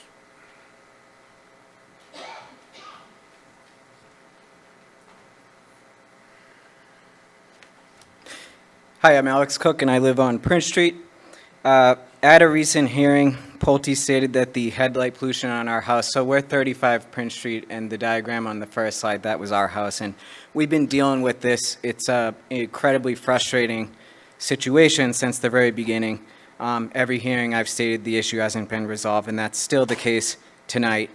I stated at the last hearing that I hadn't seen the plans from Pulte, and I needed time to review those, so I've done the third 3D simulation. I put it on the record with the board on Monday. I provided it to Pulte. They came back at us with a new design, and tonight, they're basically saying the issue is resolved with this fence. The issue I have with this diagram is it's fairly rudimentary. The headlights are basically saying that headlight pollution from the vehicles is purely horizontal. I have an issue with that. So we will be creating a fourth 3D simulation. In the meantime, we don't consider this resolved. In addition, we asked Pulte for clarity on how the driveway's one-way design will be enforced and what signage will be in place, and we have not received a clear answer on that. So if vehicles exit from the driveway in the wrong direction, there's absolutely no mitigation at all. And secondly, I have a letter to read here. The project eligibility letters for Pulte projects state that the total number of units approved was 163, which is the total number of project units presented to the ZBA by Pulte, but left unanswered is the number of units set forth in the purchase and sale agreement, because that number was redacted by Pulte from the purchase and sale it submitted to both the ZBA and Mass Housing.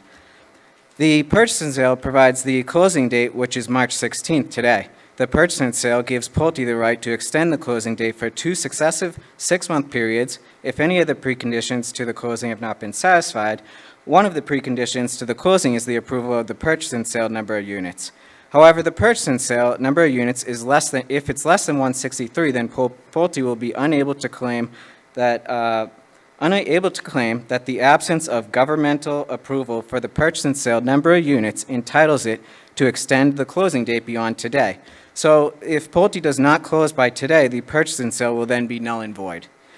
The March 16th happens to be today. If Pulte refuses to disclose the purchase and sale number of units by today, then Pulte will have not closed that by that date, and they won't have site control. Now, I understand that Pulte provided this board this morning with an updated purchase and sale, but that creates a process issue because we're under a strict deadline to give you documents 7 days in advance. So I don't see how you could even rely on that document. We would need to continue this to another date. Thank you. Thank you. Is there anyone else?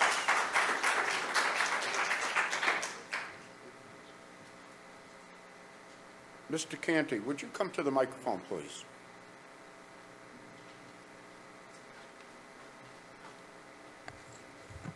Mr. Maine? The last time you were here, you advised this board to vote against this project.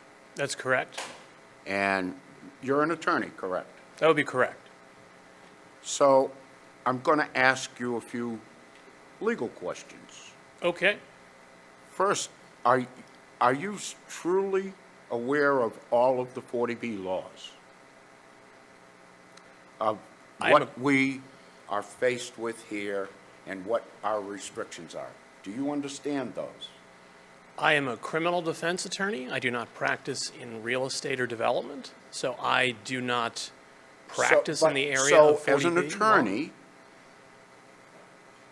that practices in one phase of litigation, in public, you're advising a board that has 100 years of combined experience that you don't have to do something that you're not sure about the law.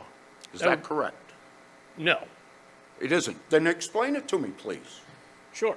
So one does not need to have an exhaustive knowledge of 40B to realize that this is a bad project that you should vote against. Nobody is arguing that point. We're arguing the law. And I will tell everybody in this audience, I don't like this project. I haven't liked it from the very first day that it came forward. And I still don't like it. But I'm stuck with the law, and he knows it. Now you tell me what case law, 2% of all of the 40Bs in Massachusetts get litigated and turned down. 2%. Well, 100% of the ones that are approved by ZBAs go forward. Exactly. 2% get turned down. And so, now you tell me, give me case law, give me something that I can stand on so that I can make an intelligent vote, that I can say, yeah, he's right, we can sue these people. Who are we going to sue? Who's going to pay for it? Because you know, as a selectman, that if we do anything like that, minimum $100,000. Now, and that's just the minimum. We've been down this road and spent this kind of money before and got nothing for it. Mr. Maine. So tell me, please, case law. Please stop. So, Mr. Maine, I would say a couple things in response to that. You brought me up here in my capacity as an attorney. In that capacity, if you would like me to issue a legal opinion, we could talk about rates. I don't think you'll be able to afford me. If you want to know my opinion as to what you should do in your position. My position is that you should vote against this project for many of the reasons that I have previously stated, have been stated tonight. The continued practice of Pulte Group to provide you less than you are looking for, or at a minimum, the minimum that you are looking for in these things. You asked earlier today if they would give you an extension, so the EPA and DEP regulations, they denied that because they don't think they need to give that to you. And then they said that there's nothing to be concerned about there because they don't care, Mr. Maine. So, Mr. Maine, I think that it is worthwhile expenditure from the town to litigate this project and fight this for the interest of the residents, not just in North Plymouth, because there have been residents from North Plymouth, like myself, a Precinct 1 resident, that have combated this project. There have also been residents from as far away as Manomet, Cedarville, West Plymouth here. This is a community issue that this community is interested in contesting. For too long, this community has allowed out-of-town developers like these to determine its future and its destiny. And we, all of us, are standing up against that. I have never seen in this community as many people come out in force as consistently on this issue. On every 40B we've done, it's been like this, Mr. Canty. It has not. You haven't been there. That is incorrect. The consistency that this number of people have come out, the organization of the residents, is something that we have not seen in this community. That's not correct. That's just wrong. I was chairman for 15 years. I've seen a few of these 40Bs, and I can tell you, I've never seen you at one of them. So don't you tell me that this one exceeds other ones, because we had a few other ones that were the same way. Stop! Peter, please, enough. Mr. Canty, all I want to say to you is this is not a room that you campaign in. This is a room where serious stuff is done, period. Now go sit down, thank you. Mr. Maine, you called me to the stand. And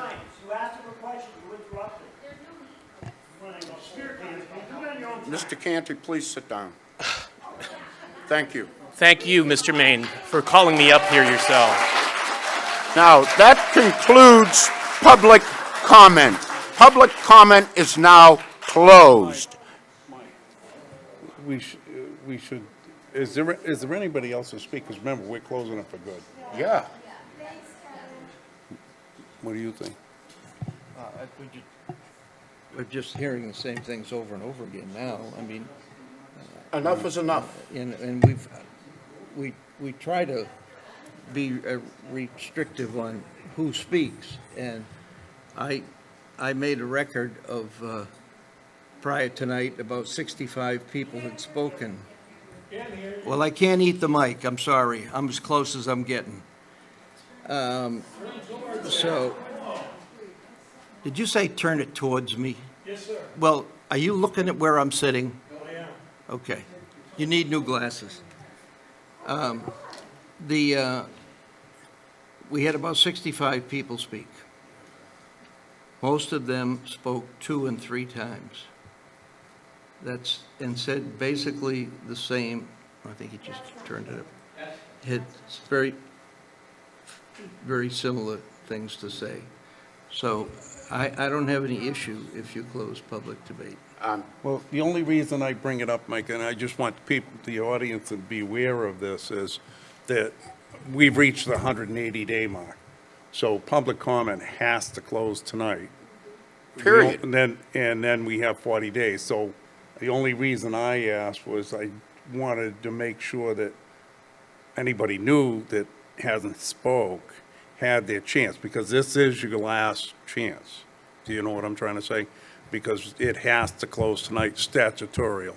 So with that, I don't know, could we have hands if somebody wants to speak that hasn't spoken? Is there anybody in the room that has not spoken at any of these 40B meetings about this project that would like to speak tonight? Raise your hand. Please come to the microphone. I am not going to entertain anybody that's spoken before, period. Yes, ma'am. Can't hear. Is that green light on? Okay. We can't hear you. Could you pull the mic? Oh, it wasn't on, sorry. I don't live in North Plymouth, but I do live in downtown Plymouth, and I have all my life. My parents, grandparents, great-grandparents have too. But I don't think you have to live in North Plymouth to express your disapproval of this proposed project. This project is going to affect all of Plymouth between traffic, the strain on water, Plymouth's water supply, its hospitals, first responders, and along with the other concerns that people have already mentioned. When I was at the last meeting, I noted that except for the Pulte Company, its representatives, and the current property owners, no one has spoken in favor of this project. And I'm assuming there is no one from the Pulte Group that lives in Plymouth, so this project will not affect their neighborhoods or their traffic issues, and it certainly won't affect their daily lives once the buildings are up, they've made their money, and they leave to go on to their next project. According to Pulte's website, their purpose is to build incredible places where people can live their dreams. The citizens who have spoken are fighting for their dreams, the dreams that they made when they purchased their homes years ago. Their dreams had ocean and sunset views, trees, and nature. What about how this project affects their dreams? Doesn't that matter? Why would you force these unwanted and unwelcome projects on a town and its citizens that don't want them? Just because you can doesn't mean you should. Thank you.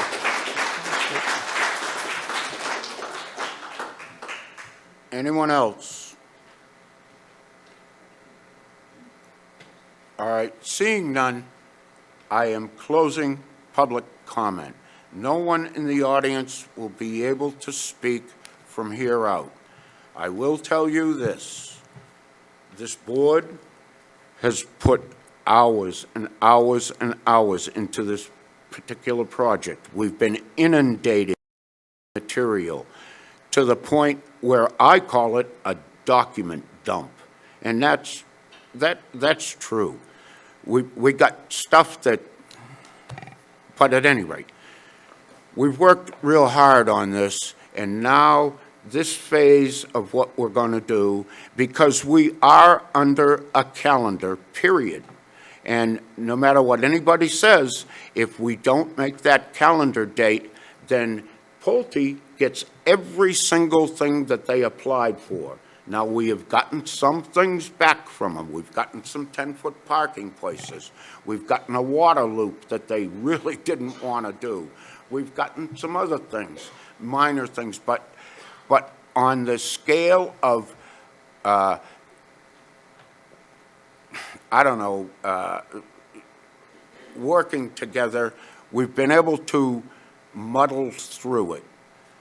What I am saying is that the next phase of this is we go into deliberations, and it's an open meeting, and you are all very welcome to come back and see the deliberations. And during the deliberations, the five of us, and no one else, just the five of us and our attorney, will talk point by point by point, everything that we've heard throughout this whole discussion.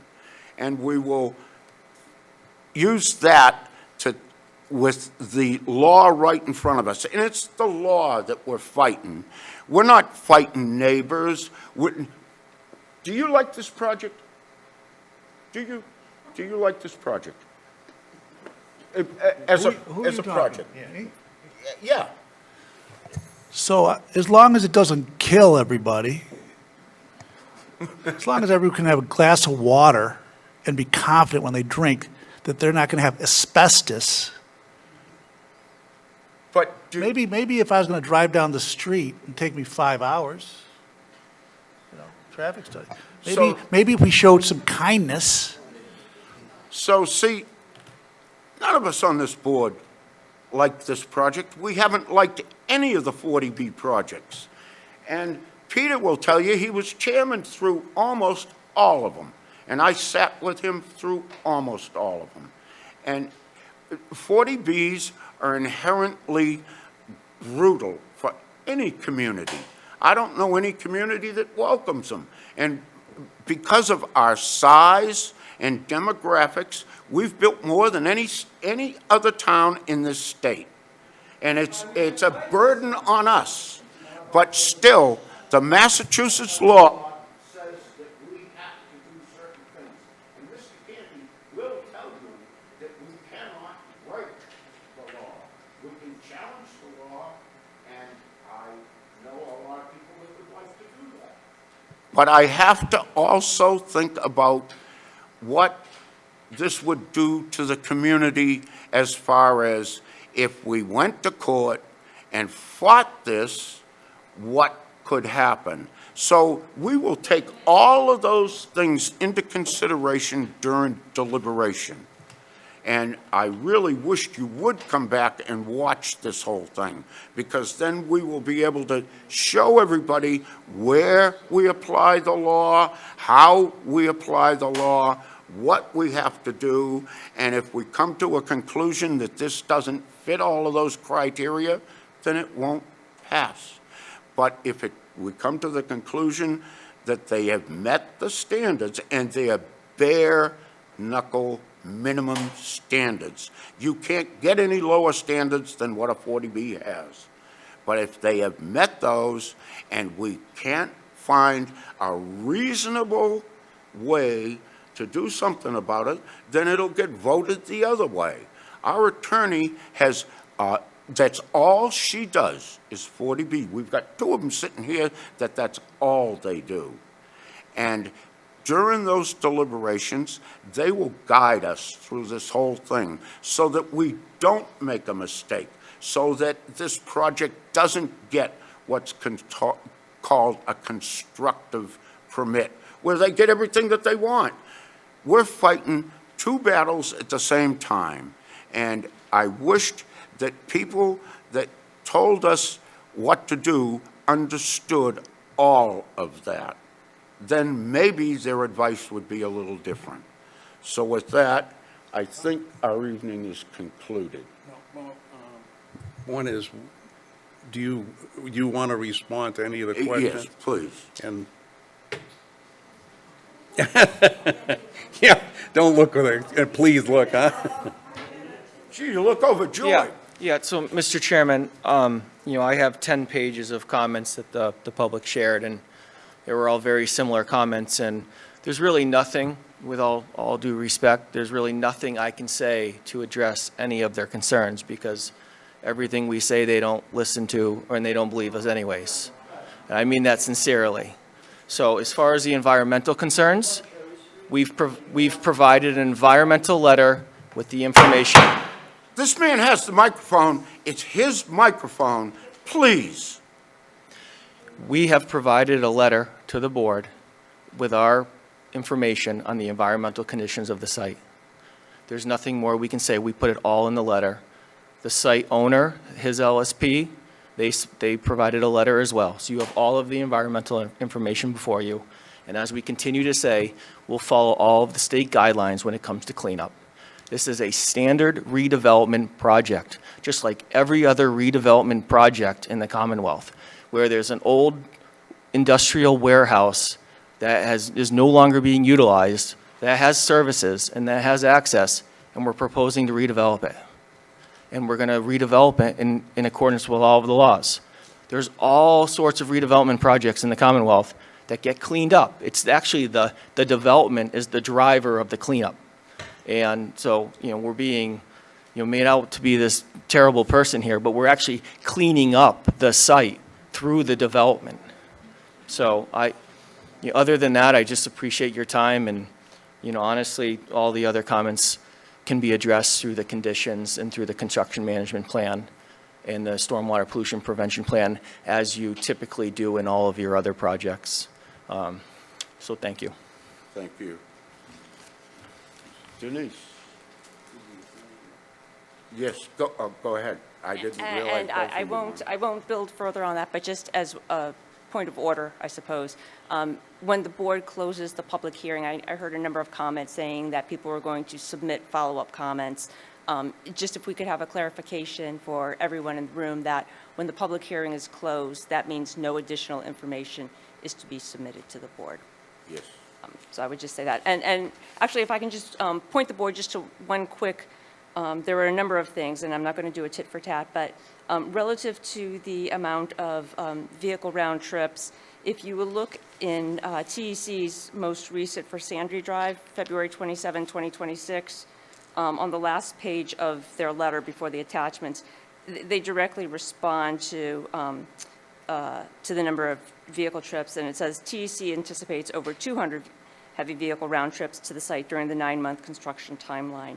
The site actually balances pretty well, so there was a much larger number given. I just want to clarify that. May I? Thank you. Actually, I would like, if I may, would like to just provide a little bit more information on that. Thank you, Stephanie. That's important. So the way Building 1 and Building 2 are designed on Prince Street is half of the site is a cut and half of the site is a fill.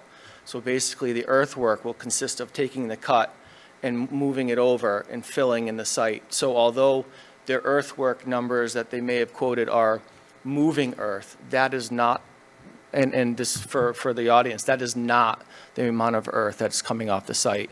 So there's about a 5,000 cubic yard export on Building 1, and then Building 2, there's a 3,000 yard import, and Building 3, there's a 3,000 yard import.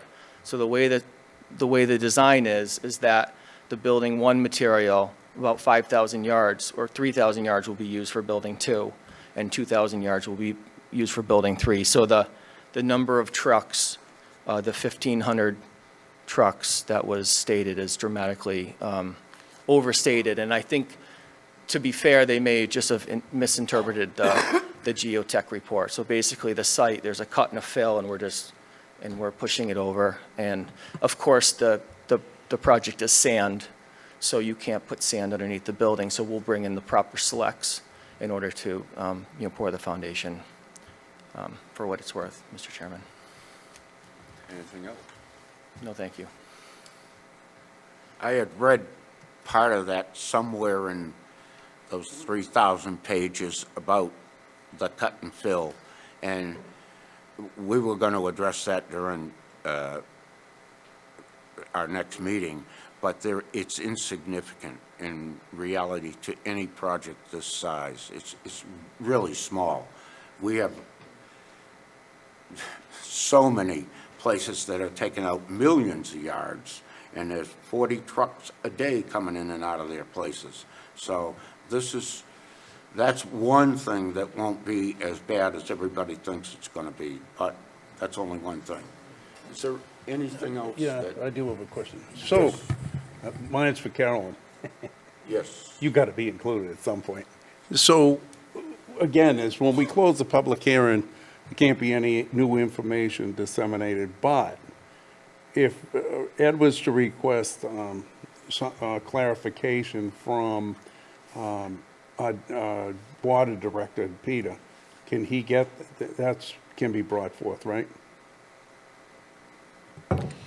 If you're asking the water department to just resend you something that had previously been submitted, that would be fine.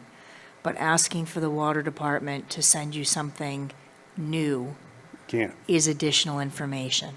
Okay. Because my concern is I didn't read anywhere that the water department or the building department signed off on capacity, volume. We have, so that's one thing, and I don't know about that one pipe. Why did the town want that pipe in there so bad? And it's arsenic, and it's asbestos, and these are things that affect safety in this community, and it was never addressed. So I think I didn't see I'll look through all the fire department again, and the water department. I know what other people have said. I know that what another axis has indicated.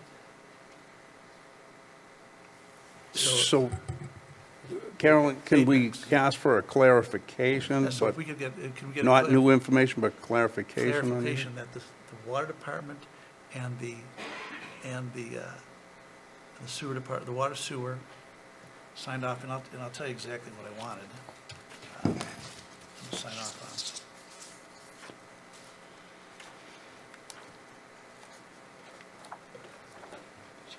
Can I ask, Jason wanted to say something, so while we're Yes. waiting.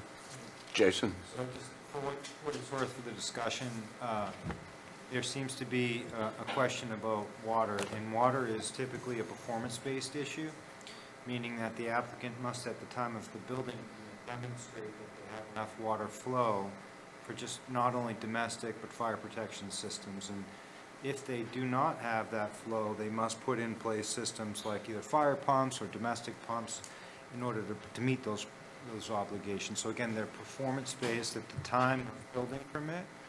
Pipe sizing, hydrology, all those different things can change the way that they design their sprinkler systems and domestic systems based on flows. So at this time, I don't think anyone's indicating that there's absolutely no capacity, there's a public water supply there, but that they'll need to demonstrate at the time of building permit the performance to be able to show that they can meet the state standards for water, pressures as well, and plumbing codes, as well as pressures for sprinkler systems. Sewer, I can't, again, directly, because I'm not directly involved with those guys very often, but the sewer department normally speaks to site-related, in other words, installation manual, installation requirements based on their sewer system, pipe sizing, volumes, and then fees associated with it. So I don't think it maybe as performance-related with the sewer system, but those are things that at the time of building permit, unless they have those, they will not receive a building permit. Is there anything in the waivers that they requested that can get around that? No, these are all state regulations. Two main factors with a building permit is that they must demonstrate that they have water, clean potable water, or at least the capacity to access it. And then secondly, a sanitary system according to Title V. Title V covers both the in-ground systems as well as sewer systems. And so they must demonstrate they can obtain those at a building permit request. And then at an occupancy permit, they must demonstrate that they're 100% compliant. One more question. Is there any internal documents in the town that talk about the requirement or the effects or what's going on with this Prince Water Street main upgrade? Is there anything out there that you know of that could help me? I don't have any direct knowledge about the water main or the discussion.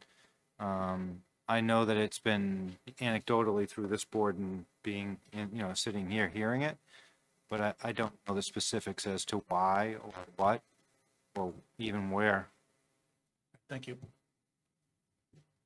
Anything else? Yes? I would just say, now that the hearing is closed, but we still will be talking about conditions among ourselves before taking a final vote, but I would ask the applicant to consider or reconsider the mitigation steps you are offering. Because, as I said earlier, and I've said in past meetings, this project is creating incredible stress and potential trauma to the community. And as with past 40Bs, we have taken into consideration the mitigation that's been offered.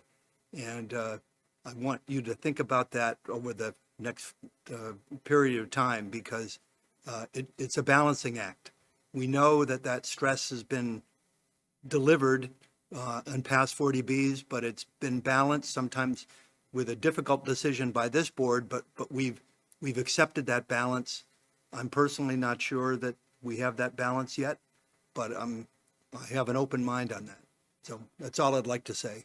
It's like the one, the 40B over by Walmart. There was like a $500,000 donation that dealt with the water issues. I don't remember the specific numbers, but we've had 3 40Bs, one donated to the Darby Pond thing. Another 40B donated over $2 million to the booster pump, and a third one contributed a considerable amount to traffic improvements. So mitigation, balance to the total community will be part of my consideration. Very good. Very good. Anybody up, Peter? Anything? Now, Carolyn, do you still have something Yes. to say on that, on any of that, on the future deliberation? The only thing I would add on to Jason's comments is that we have typically in the past, and Oasis is one 40B that comes to mind, where there were concerns about water pressure in particular for that one.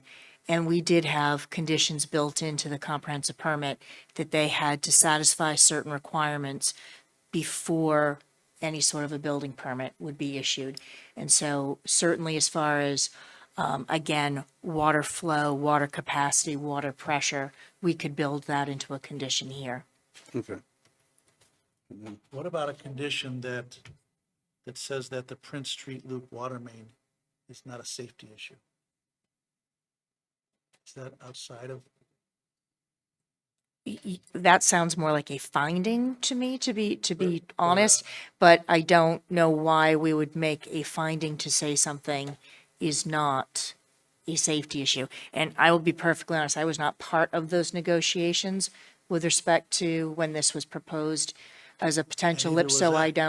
I don't know where to say, you've been asking a lot of questions, Mr. Conroy, but is this site-specific or off-site? 100% It- site, no question. If you say so, I don't have I only any. go off by what Lee Hartman wrote. I didn't see that in Lee's specific memo, but if it is relative to this site, can we impose a condition? Yes, we can.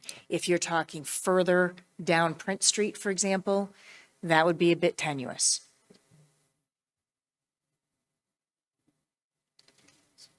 Go ahead. Thank you. This is just a point of clarification related to some of the questions about the water. The Public Works Department issued a letter on February 4th, 2026, and within that letter, there's a section that's titled Water Comments. Number 1, confirm higher adjusted MDD values were used in modeling and analysis. The applicant must provide confirmation from the fire department on sufficiency of fire flow. The more conservative fire flow estimates should be utilized. The DPW Water Division recommends looping water main between Prince Street and Hedge Road to provide additional fire flow, as well as provide redundancy for the development and area residents. And the DPW marks the comment satisfied on February 4th, 2026. So that's where that comment related to. Could you give me those dates again? Yes, February 4th, 2026, the Public Works Department issued letters for both cases, for both Ocean View North and for Sandry Drive, the same date. And so saying that certain water pressure is required. And then they said, when did they say it was satisfied? February 4th, their So letter. February 4th, they said it was satisfied. Correct. Anybody else? At this point, I ask Denise, we are going to continue this case, and we have a very, very short window now to meet the 180 days. What? Close today, now it starts the 40 days, I think. Yes, the total of the whole package. We're up against the calendar. Denise, when can we go? Is it April the 5th? 6. If Carolyn, you're available on April 6th? Peter, David? Yes. I mean, Ed, are you available? I'm available. David? Michael? Peter?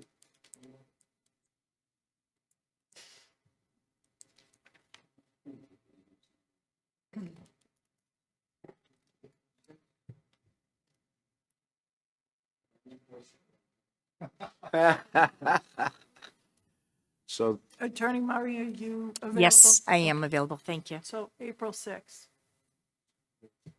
it's 6 PM.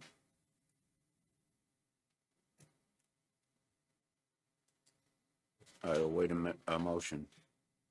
I will be pleased to make the motion to continue these two cases to 6 PM, Monday, April 6th.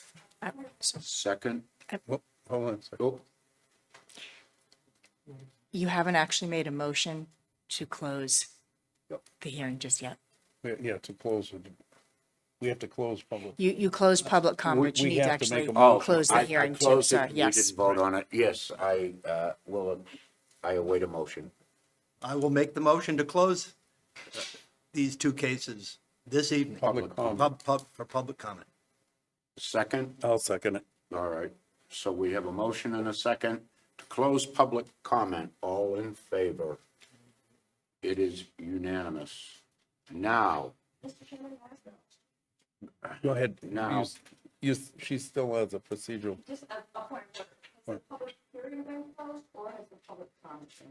public Public hearing. comment has been Both. closed. No, Oh, public. you've closed the public hearing, correct? Right. I know Now, I know you've indicated no more public comment, but It's a are public you hearing. also closing the public hearing tonight? Yes. Thank you. I thought that was Okay. understood. Yes. Thank you Okay. for clarifying. So now, we've closed public comment, we've closed the public hearing. Our next meeting is April 6th at 6 PM for deliberations. Yes, ma'am. Didn't David do that? David. All right. I will be happy to make a motion to close the public hearing this evening on these two cases. And I'll second it. All those in favor? Okay? Anything else? Anything? All right. Okay, this hearing is closed. Motion to adjourn. I'm sorry.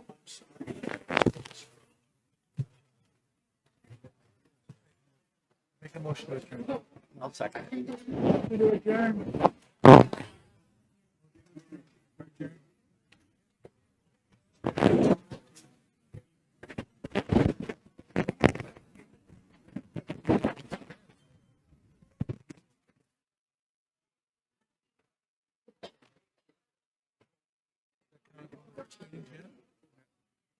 It's embarrassing, but